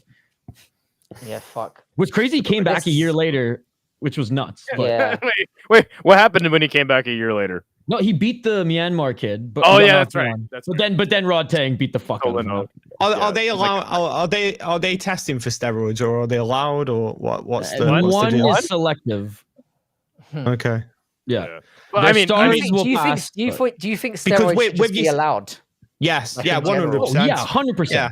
100%. especially for recovery. He's ruined the UFC. He's fucking ruined the UFC. No one's doing anabolics anymore except for freaking Eddie Hall. Like that's not the problem anymore. It's like testosterone, EPO, fine.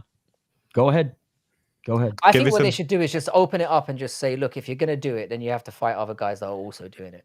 Because I think there are obviously going to be some people who I are think like, you have to disclose it. I don't want to. I don't know if Yeah. I'd go that far, but like that's a great like argument and conversation to have. But I think you have to disclose what the fuck you're on because they're gonna test it anyways. So like don't lie to us. And then we'll make the matchups accordingly. Well, Baz Rutten always denied that he was ever on steroids, but that guy was fucking pumped. He was fucking pumped with steroids. He fucking pissed him.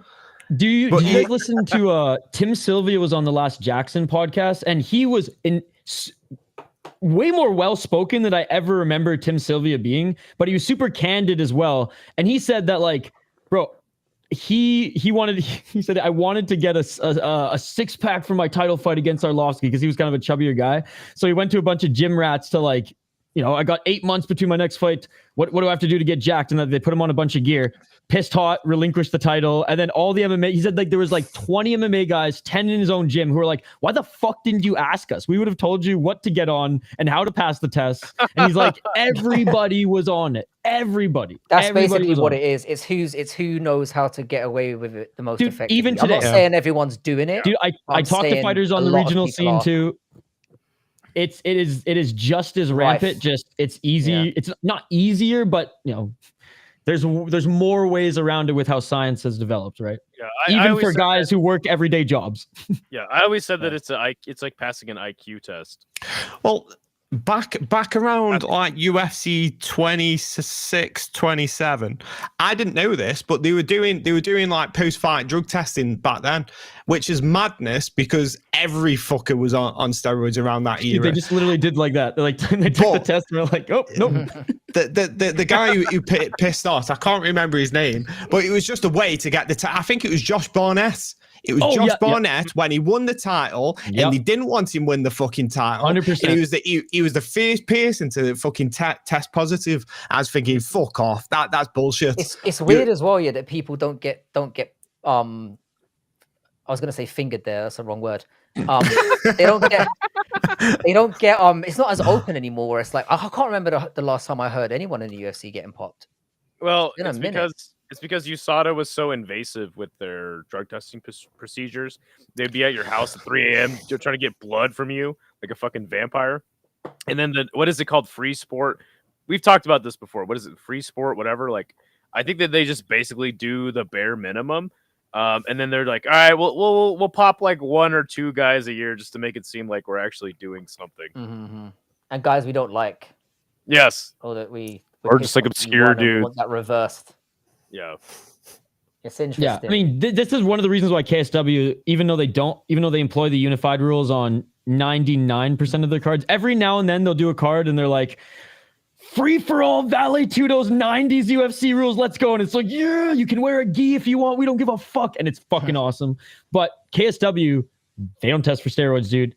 And that's why some of the women's fights are the best too. These girls come in with traps bigger than fucking all of our arms combined, and they beat the shit out of each other, and it's awesome. And yeah, some of the fights will slow down in the 3rd round because these guys are on the EPO and the fucking anabolics.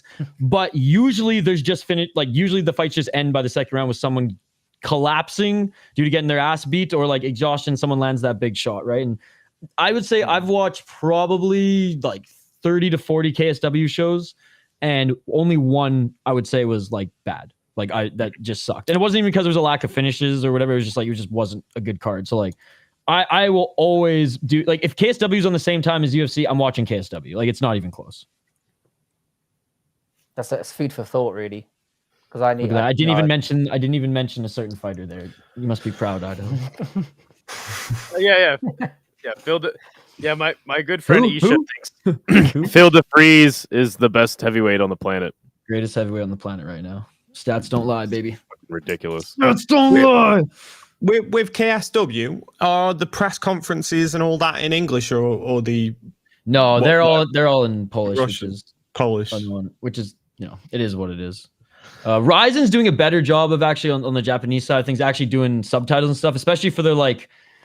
They do a lot of social media. They do a lot of social media. I prefer just you have instant subtitles pop up, so it's like, because I find that hearing it in one language and then hearing it, I don't even want it. I'd rather just watch. No, yeah. So they've been just putting subtitles in their videos, which is nice, like just running it through some whatever AI program. Like and when you watch a dubbed movie and it just sucks. Yeah. Like you'd rather watch it in subtitles just because. I'm that way as well. But even there, they do a lot of like post fight shows too. So they do one which is actually like, it's hilarious because they literally just troll the fighters. But like it's called, I think like Highs and Agony or something like that, and they literally post like a 15-minute video of the reactions right after the fighter wins the fight, walking back to the dressing room, and the fighter who lost the fight, who in Ryzen is like either half dead or like crying, and the camera's in their face the whole time. It's fucking. It just reminds me of like the old Ultimate Fighter shit, where they're like, "I lost my family, and I'm still here for 4 more." Those little things would really add to Those little things would really add to it. Do you know? Yeah, it's so good. Having that, it's so sanitized now. And I know we bring that up, and I'm complaining again, but it's just it's all good. Well, it's not really the Ultimate it's not Fighter really a is complaint. It's just more that we could just do little things that would just make things so much better. 100%. Like the Ultimate Fighter's fights this season, I've watched every single one, have been spectacular. So I just tell everyone, like, just skip the show, because the show is nothing. The show is, we have a couple training sessions, we got a UFC guest, we show the family videos. They barely even do like the field trips or anything anymore. Nobody has gotten drunk this year. There was one Drunky McDrunk last year, because I've been keeping note of all this shit. They even cut all the scenes of Daniel Cormier stuffing his face with fucking Popeyes throughout the show, because I saw his belly throughout episode 1 to episode 8. It's definitely grown 2 inches.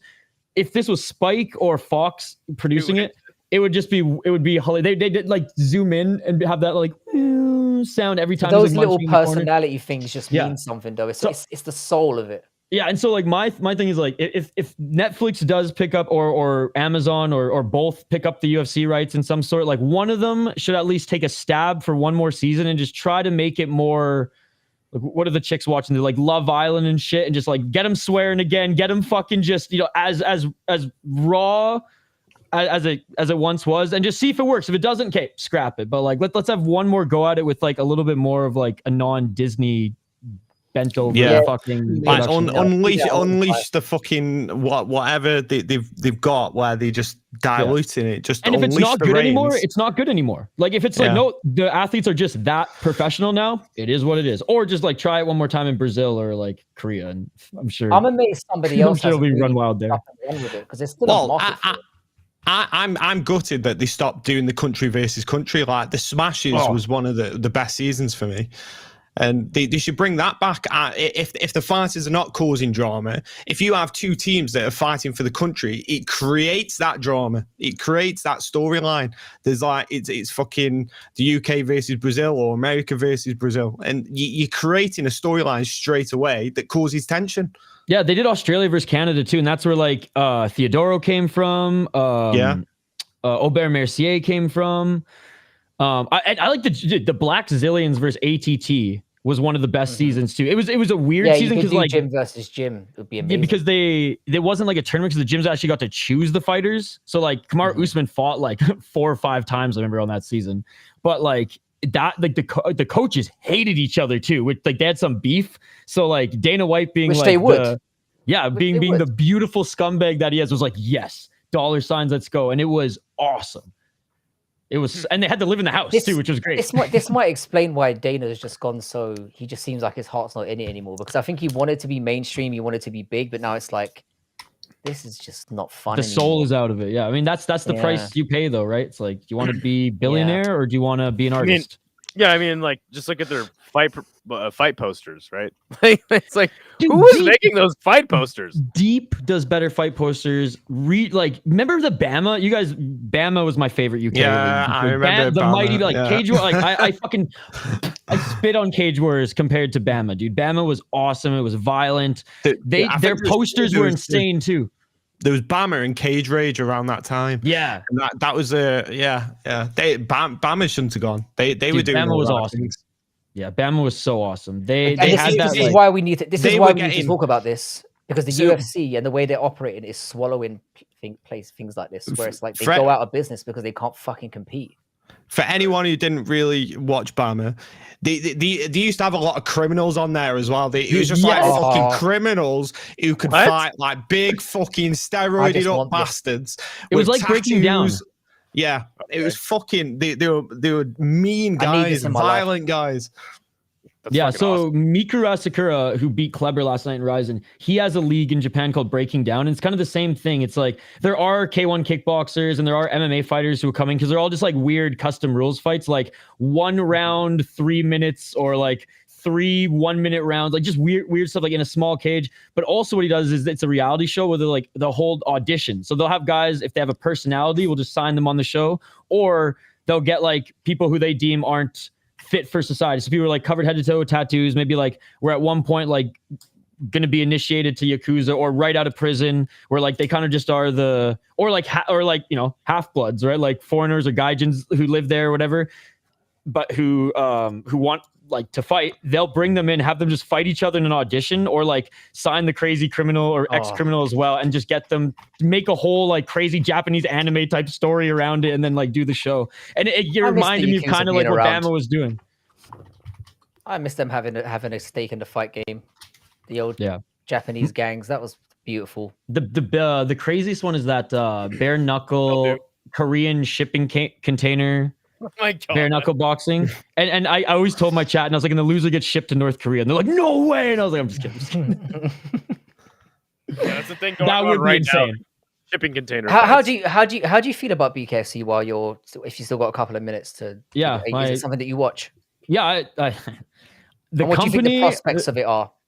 Oh, I think it's going to be great because it's kind of like that short dopamine slap, kind of like slap fighting, because like rarely are BKFC fights 5-round wars, and the ones that are usually are really good because it's like, oh fuck, we don't just see a meme knockout here, but the meme knockouts are fun, and then when you get sprinkled in like 2 or 3 fights out of the 9 that go the distance are usually absolute scraps. So I love it. I personally want to start, especially on my channel, like supporting the other BK leagues, just because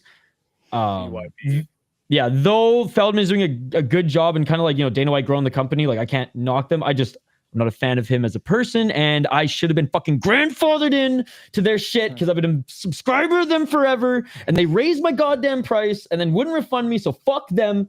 I will never buy a pay-per-view. That went up and down so quickly. It was like, I love it. Yeah, I will never buy a pay-per-view of theirs again. I will 100% pirate their shit because they owe me money and they broke my promise, and they broke a promise to me. But I do give props to like the actual fights. Like they're fun. But yeah, apparently somebody from the same with Triller too. Fuck Triller, they owe me money too. Amir Albazi is pulling out of the fight.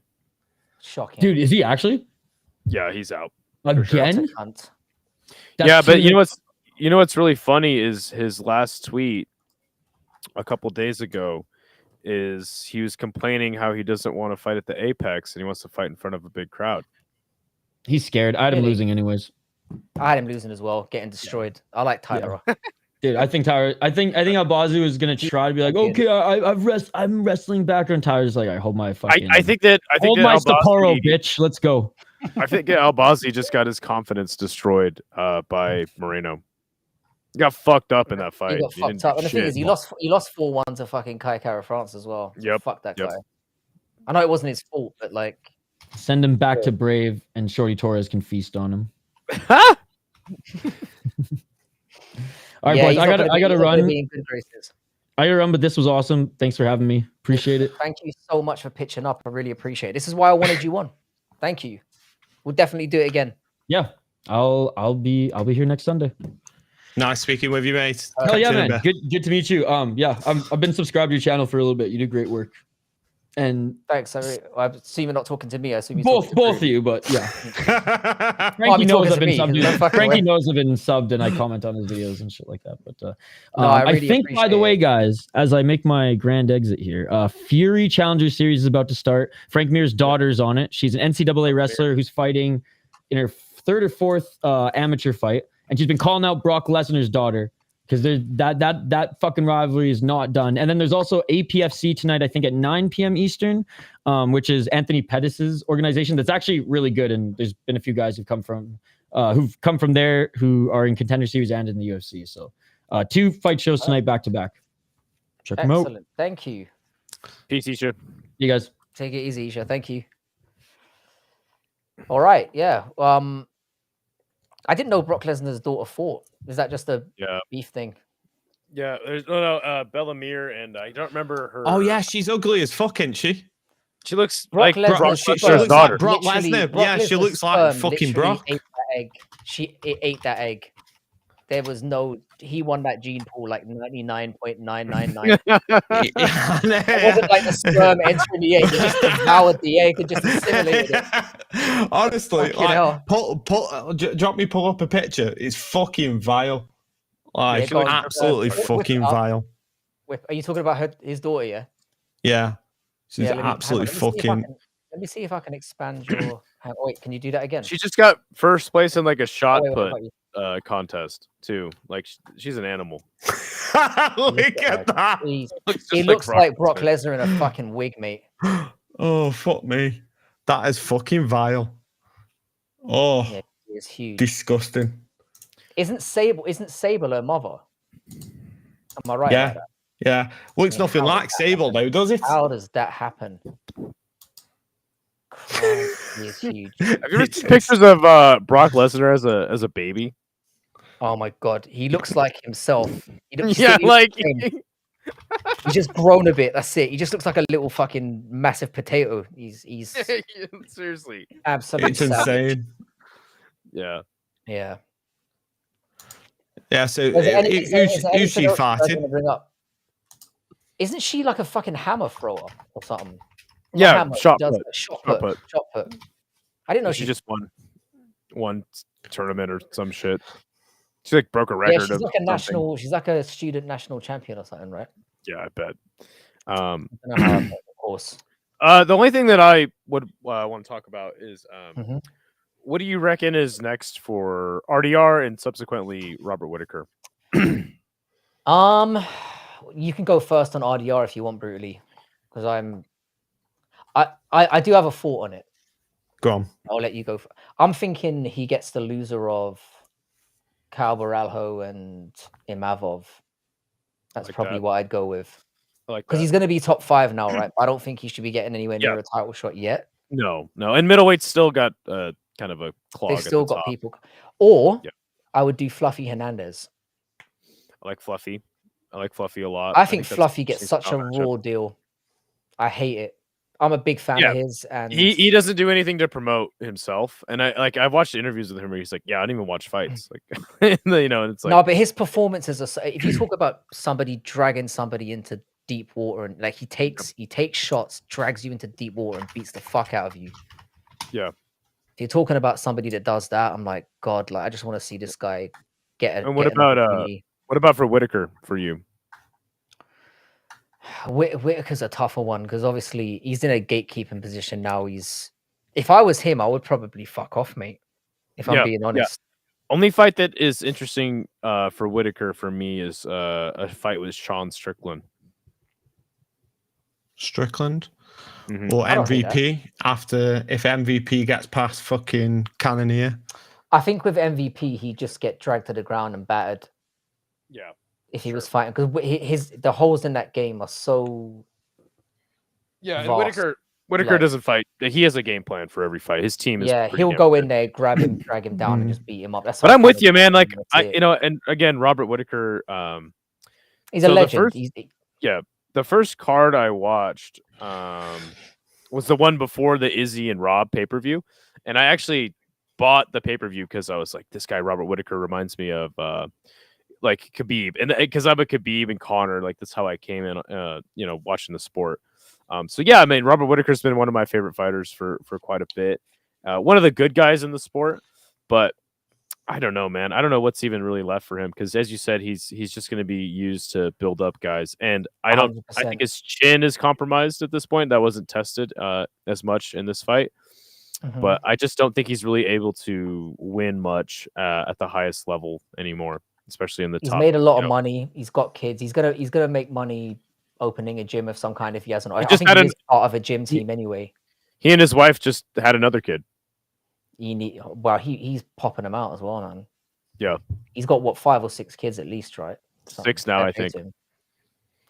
Fair play to him. I don't know. It's just he's going. If he's got 6 kids, that's why he'll never stop fighting. That right there is why he will never stop fighting. That's why Nico Price is still fighting. He's got 7. Yeah, but the thing is, in the position, being constant fight camps. I mean, he's a couple of million up at least. He doesn't seem like somebody who buys flashy shit. And also, he could just make money being in the gym and he's a former champion. He could make money just training. Yeah, but how long's a fight camp? 3 months away from your family. Holiday.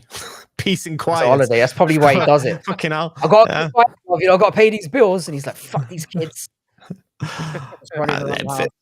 Tyson Fury was the same though, once he had about 8 kids. And you think Tyson Fury being at home though does anything? Fuck that. If he wants to go out, what I'm saying is that he struggled being away from boxing every time, like when he did that retirement, and he struggled being away from boxing. And I think some guys are just going to be that way. And Robert Whittaker strikes me as one of those guys because he had that period where he was feeling like fucking exhausted after the Romero fight. He took a bit of a break. He was feeling exhausted, and at that point, that's when he could have fucked off into the sunset and fucking left, but he didn't. He came back, and he looks like the last couple of times we've seen him in that cage. He looks angry. Like it looks like he's got some fucking demons that he's unleashing. We saw it against fucking what's the fucking Muslim guy. That Askarov or whatever the fuck he was. He went in there and it was like he just raped his mom. It was like something like evil had just happened to one of his family members, and he wanted to like rip him open. And he's fighting like he's got demons in his head, and I don't think he'll ever quit until he's forced to. My biggest concern for him is we've seen him win a close fight against Izzy. We've seen him have a tough fight with contenders, right, where he's getting rocked.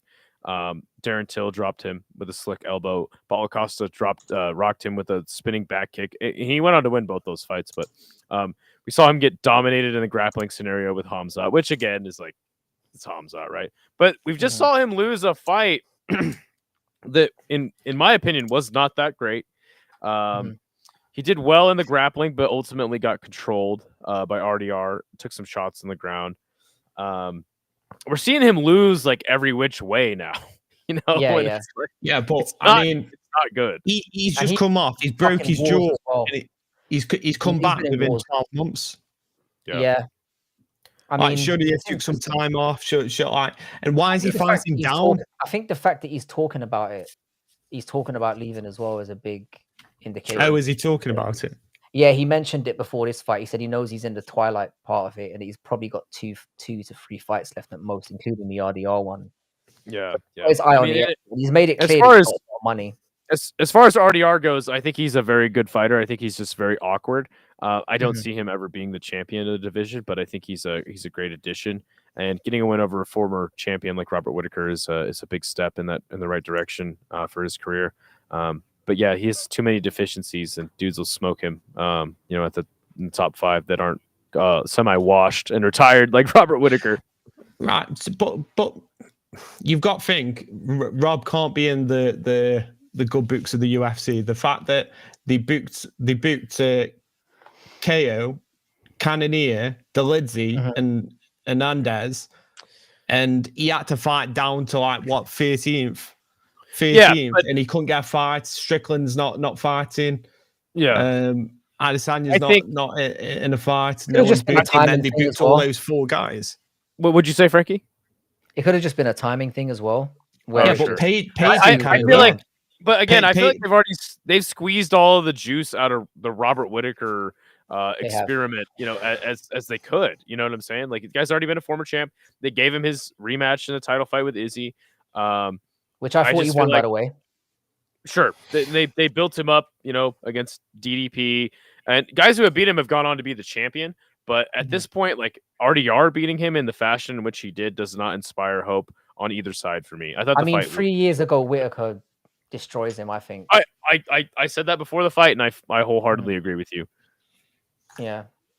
And I think I like RDR. I think it's nice to have a fresh face in there who looks Yeah. monstrous and brings something different, because he is a bit goofy and whatnot. But at the same time, even though he's winging crazy, he's landing some of the time and you're like, shit. And those knees he does to the midsection are just like, oh, like you can see they hurt people. Yeah.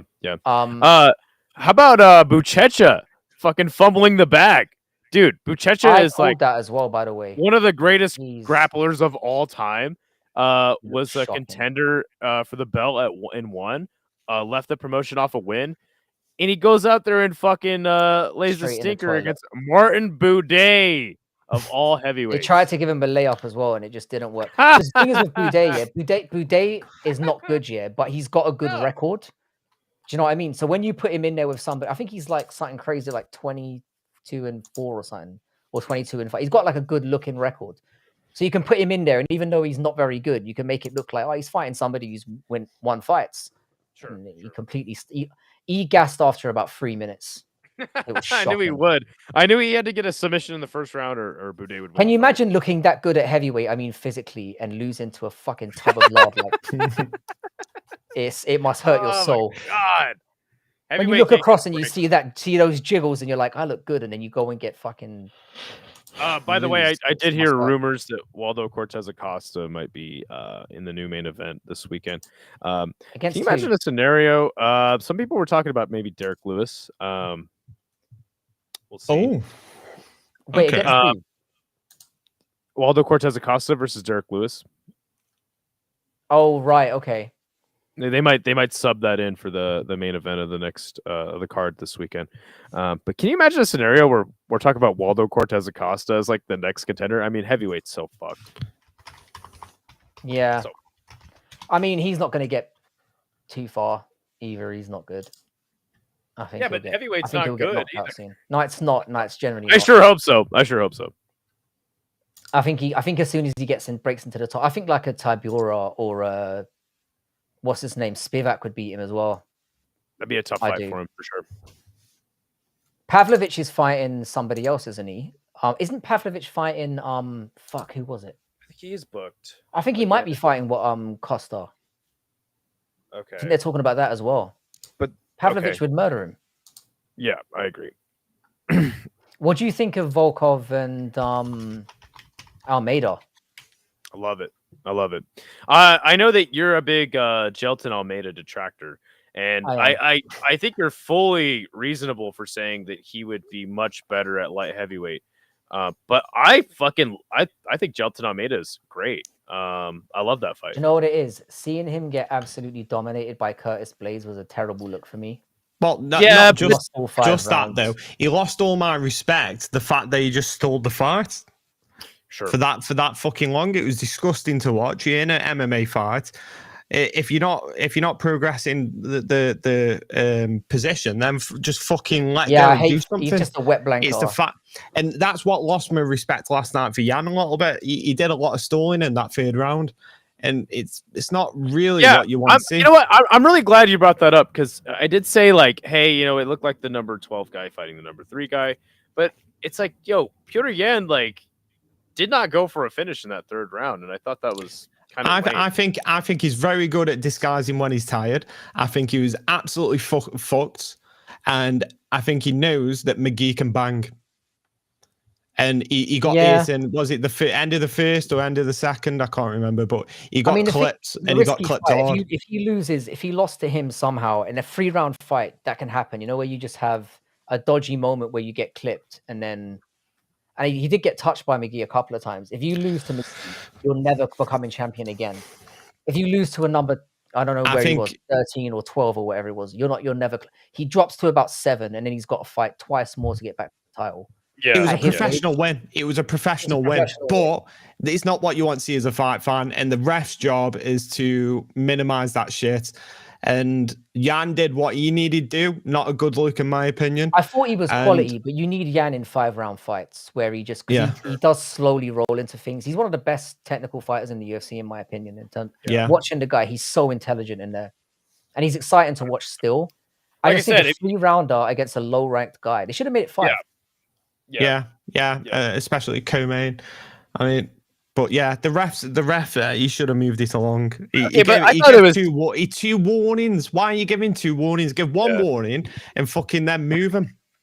I thought it was stupid as fuck that he was fighting Marcus McGee in the first place. I understand he's already fought most of the people like in the top 5, top 10. But I was like, yo, what the fuck? Why is Marcus McGee getting this shot against Petr Yan? Like, obviously, he's gonna fucking Well, I think lose. it's the gym affiliation. It's the fact that, you know, like the options were, because he was supposed to fight somebody else, wasn't he? Jan was. I don't know. I think he was campaigning for some, and Jan was probably just like, I need to get back in there, and that was just he was there.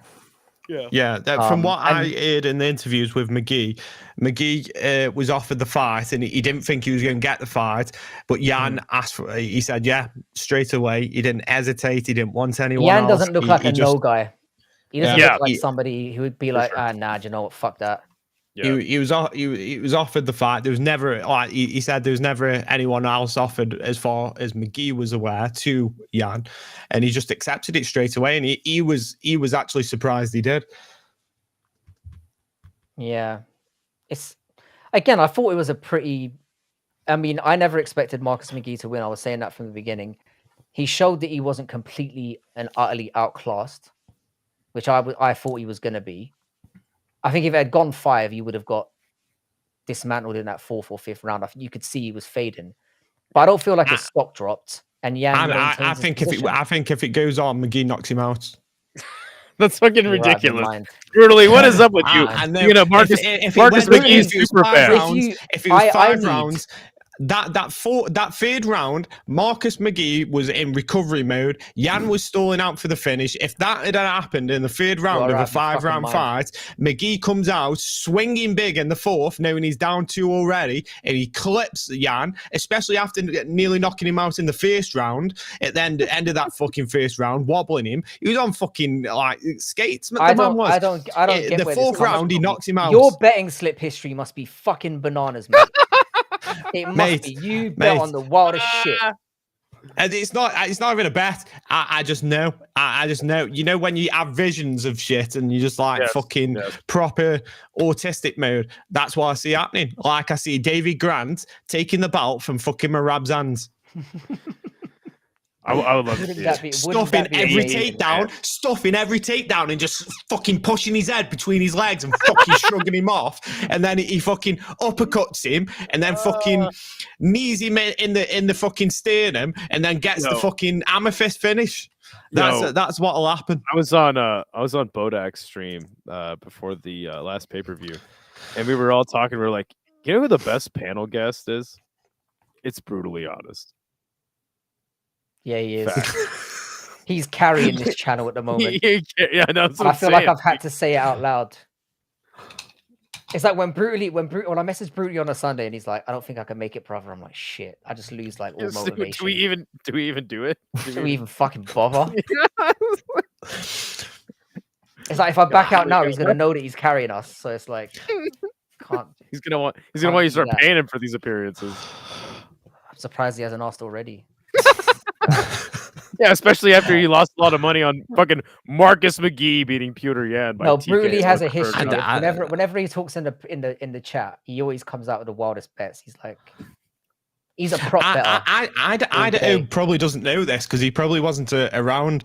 So last year before the Sphere card, my chat went, oh, why didn't you go the Sphere? And I was like, ADHD mode kicked in fully. And I was like already booking the flights to the fucking Vegas. Flew out to Vegas for the Sphere card. Didn't even buy a ticket to the event. I thought, oh, I'll just get one last minute. They'll be dirt cheap. Flew out to Vegas. Spent about $8,000 doing this. got to outside the Sphere on the night of the event. There was no fucking tickets. So I Wow. flew all the way out to Vegas on a fucking whim because someone in the chat said, "Oh, why didn't you go to Vegas?" And I went in fucking ADHD mode and fucking booked them. Except without getting actual fucking tickets because I thought, oh, they'll come down. They'll come down. I was confident. You're always and cocky. so optimistic. That is the most. We should have. But- that was the most legendary story of you going out there and then watching the fucking fight in a bar. Oh, it wasn't. It was the most I mean- depressing thing. I was in my hotel. I was stuffing a fucking what's that chicken place? I was stuffing fried chicken down my gullet and a fucking garlic bread in this KFC? weird. No, not KFC. The good one. What's it fucking Popeyes? called? No, not Popeyes. You get a little garlic bread with it. I don't know. It's some fucking fast food. I was in my hotel in this big swank hotel. The MGM amount of fucking money you must have signature. spent. You were And so I- confident as well. I know. I was too confident. I was stuffing my face with this chicken, thinking, "Fucking this is fucking wank. This is can't get a ticket." And then I ended up getting drunk and going to a Mexican wedding. So it was a fucking adventure. It was Mexican independence, so I saw a lot of tits, so that picked me up. I was like, because the UFC, you can't watch it anywhere in Vegas. It's bullshit. It's absolute bullshit. They have like these watch along bars, and I couldn't get into to the card, so I couldn't get into the Sphere. So I went to these watch along bars, which are all sold out. You can't get in. I was like, I had to watch it on my phone in Vegas in a fucking bar. I was fuming. See, I'm Absolutely totally fucking different. livid. I would have to have the hotel book, the tickets. in Raising hand Canes. before I That's even what it was. fucking- Raising Oh, fucking Canes. I've Canes never is so even heard good. of that. I've never So heard of good. that. Oh, it's fucking banging. Amazing. Like, there's nothing that picks you up from a depression like Raising Canes and a fucking beer. 100%. That was a life-changing moment for you as well. That was. Oh yeah, I got divorced not long after it. Yeah. Oh my god! What? Yeah, that was I didn't want to say it out loud. Yeah, I forgot about that. Yeah, was like that came cunt. back. Shit. Yeah, got She was divorced like, not long wow. after picking that. up bags as you were leaving, and you were like, "Where you going, love?" And she was like, "If you go to this event, I'm leaving." No, she wanted me go because she already knew I was already fucking gone. So it already broken down months ago. So like I flew out to Vegas. I get him away She for a convinced couple of me. days. Yeah, she was like, yeah, you go Vegas, and I'm like, are you sure? This doesn't seem like a good decision. Normally, you talk me out of this. She's like, no, go, and I'm like, okay, let's fucking have it. Let's fucking have it. And then I come back, and then in before she changes her mind. in the October, she was like, I need to sit you down. I was like, oh fucking hell.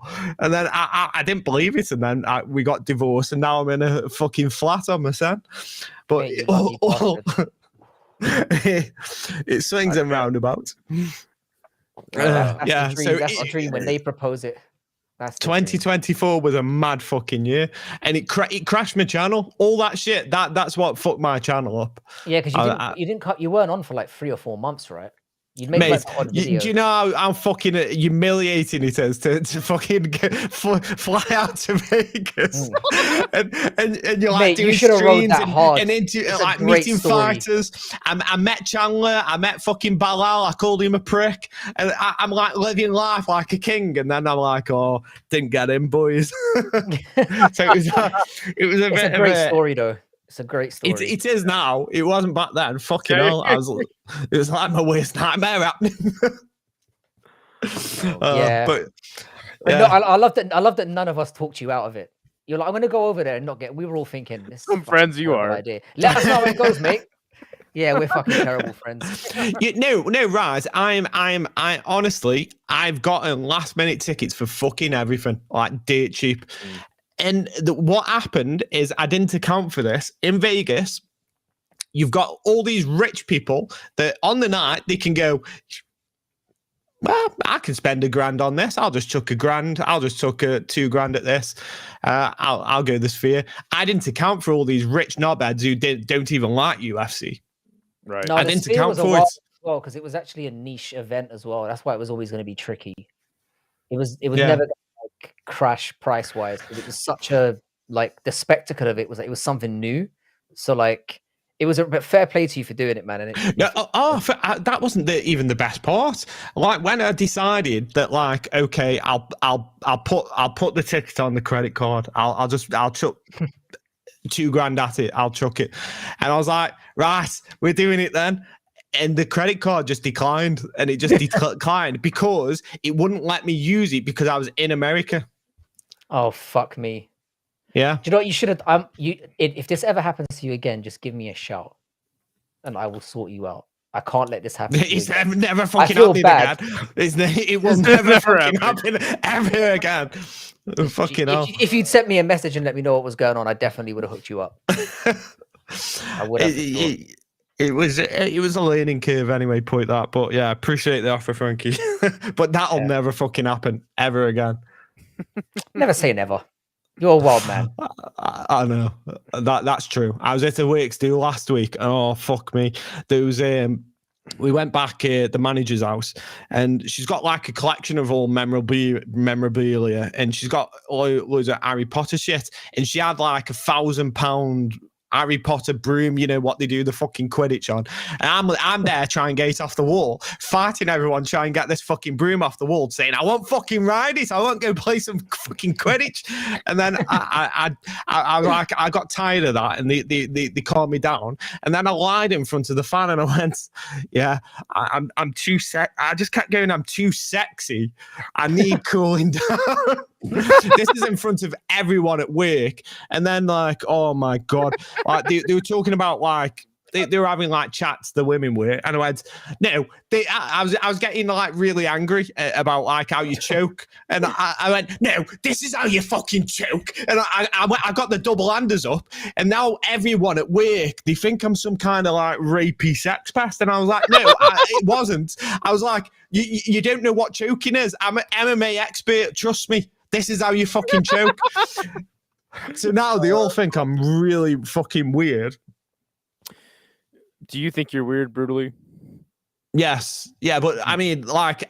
you didn't want to show it, is what you're saying. I can mask it really well. I can mask it really well. I'm really good at that. Look how when City Life was here, I was like, try and be like, all like, you know, professional. Yeah. I didn't want to seem like a dumbass in front of him, if I'm being honest, because he seems like a proper MMA nerd. I was worried he was going to embarrass me, to be honest. I've always wanted him on, but I've seen him in the chat sometimes being like, Frankie's talking bullshit again, and I'm like, moving on. I got right. Yeah. You feel it, don't you? You feel the pressure. You're like, this guy knows his shit here, and I'm like, don't embarrass yourself. I think when we have him on a few more times, because we have to, because I think this is one of the best streams we've ever done in terms of just like, because I feel like with him, like we all like talking the shit and we're really good at it, but I feel like with him keeping it MMA centric.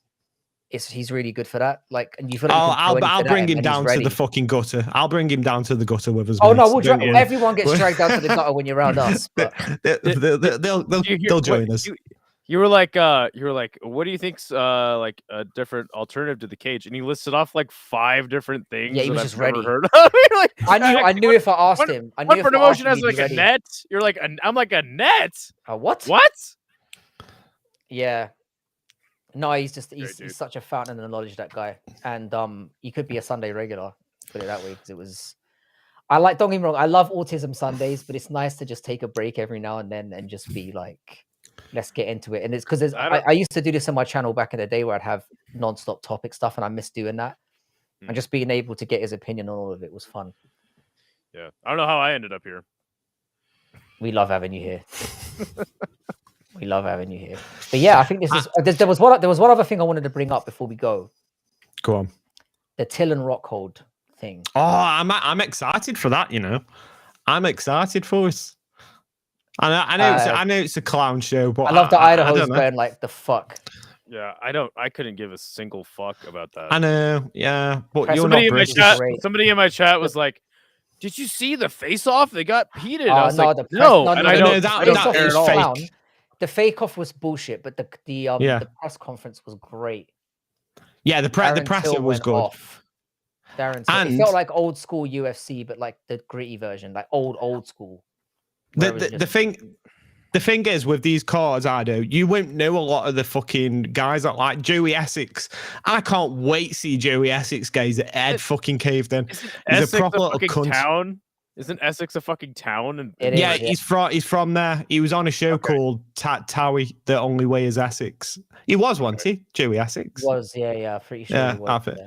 Yeah, I never with- watched it, but I know who the fucker is. Like, Yeah, he's a proper cunt anyway. So I wouldn't mind seeing him get his face jabbed in. Tony Ferguson for the fucking giraffe.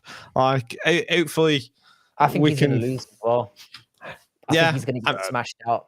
yeah, of course he is.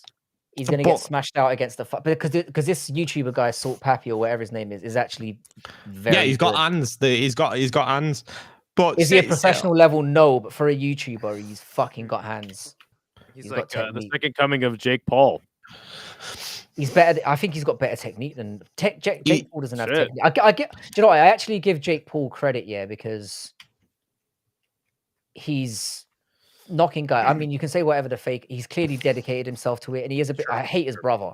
I think his brother's a proper tool, but I can see he's actually dedicated to it, and he's going for it. And if he ends up taking a massive fight, Well, but against somebody nobody really good. remembers. Everyone forgot somehow that the greatest fighter of all time is really Tommy Fury because he beat Jake Paul in a boxing match. So by default, that makes the him thing is best though, we're fighter. not going to be Yeah, content. but We're not going to be I- content until we see Jake Paul get flattened out. Yeah, Fair. but That's I what we mean, need it's to more. see. Tommy Fury is a bigger cunt than Jake Paul, though. Like, is, I he's a mean, massive he belly is. as well. He is a. Oh, Yeah, he's a cunt, yeah. he cheats Okay. on his beard and everything I mean, all the time. before you get but- into the cheating on his bird thing, I will say this though: his bird sounds like a fucking head case as well. Oh yeah, She's this was awful. what I was going to come to. She's Have you awful seen her this week? She's been moaning. Oh, I'm not going to do anything good this summer. I'm not going to do anything fun. She's been fucking Dubai. She was at fucking Wimbledon. She's having fucking parties. She's living life like on a jet, flying across the world and going, "Oh, I've done fuck all this summer. I haven't done anything." I'm thinking, "Fuck you, you little twat." I'm not going to say what I was going to say, but she needs burying. She needs someone like fucking Cyborg running up to her and nutting her in the fucking face, busting her fucking nose up, and then see what happens. Then see what happens, love. Fuck me, dirty bitch. No, she's awful. So I've got no sympathy from that. If I was with her, I'd be banging everything I could on the side. I'm not even joking. Yeah, she's pretty. She's a pretty woman, but She's not my type, but yeah. you can see why people like her. But she's fucking the most infuriating woman. I like Frankie says, she deserves to be cheated on. But he's still a twat. He's still a twat. He is a twat, 'cause I mean, he just had a hope- newborn. At least keep it in your pants for a little Yeah, while. I mean, I kind of hope that he put his dick in someone, then went straight home and like wiped it on her face or something while she was sleeping, like the juices of another one. Just wipe it Good. on the pillow, dry his dick Look off. what happens. on- Look what happens when Isha leaves. Look what the fuck Yeah, happens. This didn't take long. No, Her name's fucking Molly hell. May. I hope he dick like I hope he had a gangbang. He dicked them all, came back and wiped his dick juices all over a pillow. Take that, Molly fucking May, you twat. Yeah, she's an awful human being. oh, this is great. She- I get to learn about Britain dynamics. You know, But so I'm learning telling a you, lot. I'm telling you, Learning a lot something, from you guys. Idaho, yeah. Watch that card, yeah, because it's going to be funny at the very least. It won't be skilled. There'll be no skill involved. It's going to be filthy, disgusting scraps. I'll tell you what. Don't. If Brutally Honest is a fight companion with me or you, Frankie, I will watch that card. I'll do it. I'll do it. Oh It's yeah, in yeah. England. Why not? When is It's it? in England. Oh, hang on, when is it? It's on Misfits. August 30th. August 30th. Oh, that's my anniversary, boys. With the X5. Brilliant. Fucking hell. Perfect day, isn't it? 30th of August. Where are we? Let me check. With me. Not with me. Not with me. Yeah, I'll do one. Yeah. Yeah, Sounds good. I think so. Yeah, I think I'm good. All right, we're watching it then. Sounds good. It's Cool. the day before I go back to work as well, so I need something. Awesome. This is Cool, gonna man. be depressing going back. Boys, this has been a great one. I think this you know, I loved it. This was a good not that it's not always good, but like today No. was fun. It's always I fun enjoyed the hell chatting out up with you chaps. Is that what you guys call each other? And I'm sorry about last night as well. I totally crashed out. Are you doing another one this week? I do a matchmaking show. Oh, is this after every about UFC your card. little post-fight panel with Capitan? Capitan would fight Did you watch it? Oh, Did you watch it? baby, Capitan, Capitanio, Raffio. Do you know what I love about? that Do you know what I love dude? about? Do you know what I love about Rafi? Do you know what I love about Rafi? When we have him on the panels here, he we'll all be talking about something, and he's got something in his mind from like 20 minutes ago. My God. And then he'll cut in and talk about something that we were talking about ages ago. We'll all be like, Yeah. Well, what was even worse is I had Giuliano and Rafuco on at the same oh time, fuck me. and my post-fight shows. And I love event. Captain Raf, by the way. I do. Right, I love right. him. No, got he's lot a of really energy. nice guy. But I Yeah. do a post-fight panel after every fight card, and anybody can hop on. So I just drop a link in the chat. But yeah, I had Giuliano and Rafuco on, and it was like steering the ship in the North Sea. You know, like I did not know what was happening half the time. I asked Rafuco a question, and he's talking about. He just doesn't answer it. I've done that to him several times on my own panel. So I'll ask him a question, and he'll go like, "It's my time to talk," and he'll just talk about something completely different. I I'm like, didn't fuck. know. I didn't know who this guy was. I've never seen him before. He's a lovely guy, by the way, and he's got a lot of knowledge. He's messaged me on Instagram, and I didn't realize like he was known in the community. I just thought he was some random like 20 sub guy like on YouTube. When he does his own channel, he's great, yeah. But I think in a panel, because I think English is It's the obviously language barrier. English as well. It's the language barrier. English being his second language as well. I think like he loses track of what we're talking about. Yeah. And That's then all he it wants to, is. and he's got points that he wants to talk about. So he's just like, bam. But I Yeah. love the guy though. Yeah. No, he seems like a good character. He seems like a good character. The thing about him is anytime I've ever done a panel, even when my channel had like 300 subs when I was doing it with Hank, he would be the first guy to hop on if I dropped a link in StreamYard. Like, so any you got to do it. You got to grind. Any link ever in any YouTube MMA sphere, down. you would bet your ass Captain Rafuco's there. Yeah, he's asked me a few times. I've turned him down. I feel bad now. I feel bad. I've turned him down a few times. Yeah, he's a good lad. You know what it was, right? I watched some of his content, and I was just like, I got the vibe of what you guys just said, that it would be odd to communicate, and in a bigger panel maybe, but when it was one-on-one, I was thinking, fuck me, this would be, imagine me and him, like, fuck me, I'd ruin the lad. He'd have fucking trauma for life after being on the stream with me. He might take you too seriously as well, and you can't help. That's the problem. You can't help but sticking some jabs in. Yeah, it's just how we banter around here. I'm not mean on purpose. A guy from Stoke and a guy from freaking Brazil with two heavy accents. He's Brazilian. I thought he was Mexican. He's definitely not Mexican. There we go.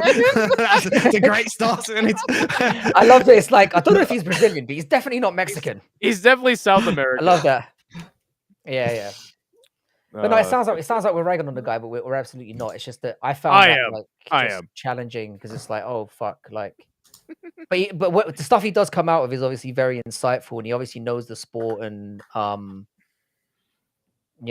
so fair play to him. I definitely have him on again.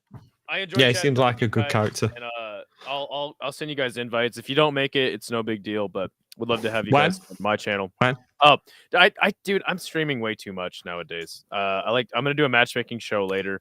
But as far as like preview shows, post shows, I know that Frankie does his preview show. So like after every UFC event, I don't really do them that religiously, to be honest. Funnily enough, I got like a nice subscriber boost yesterday, which never really happens.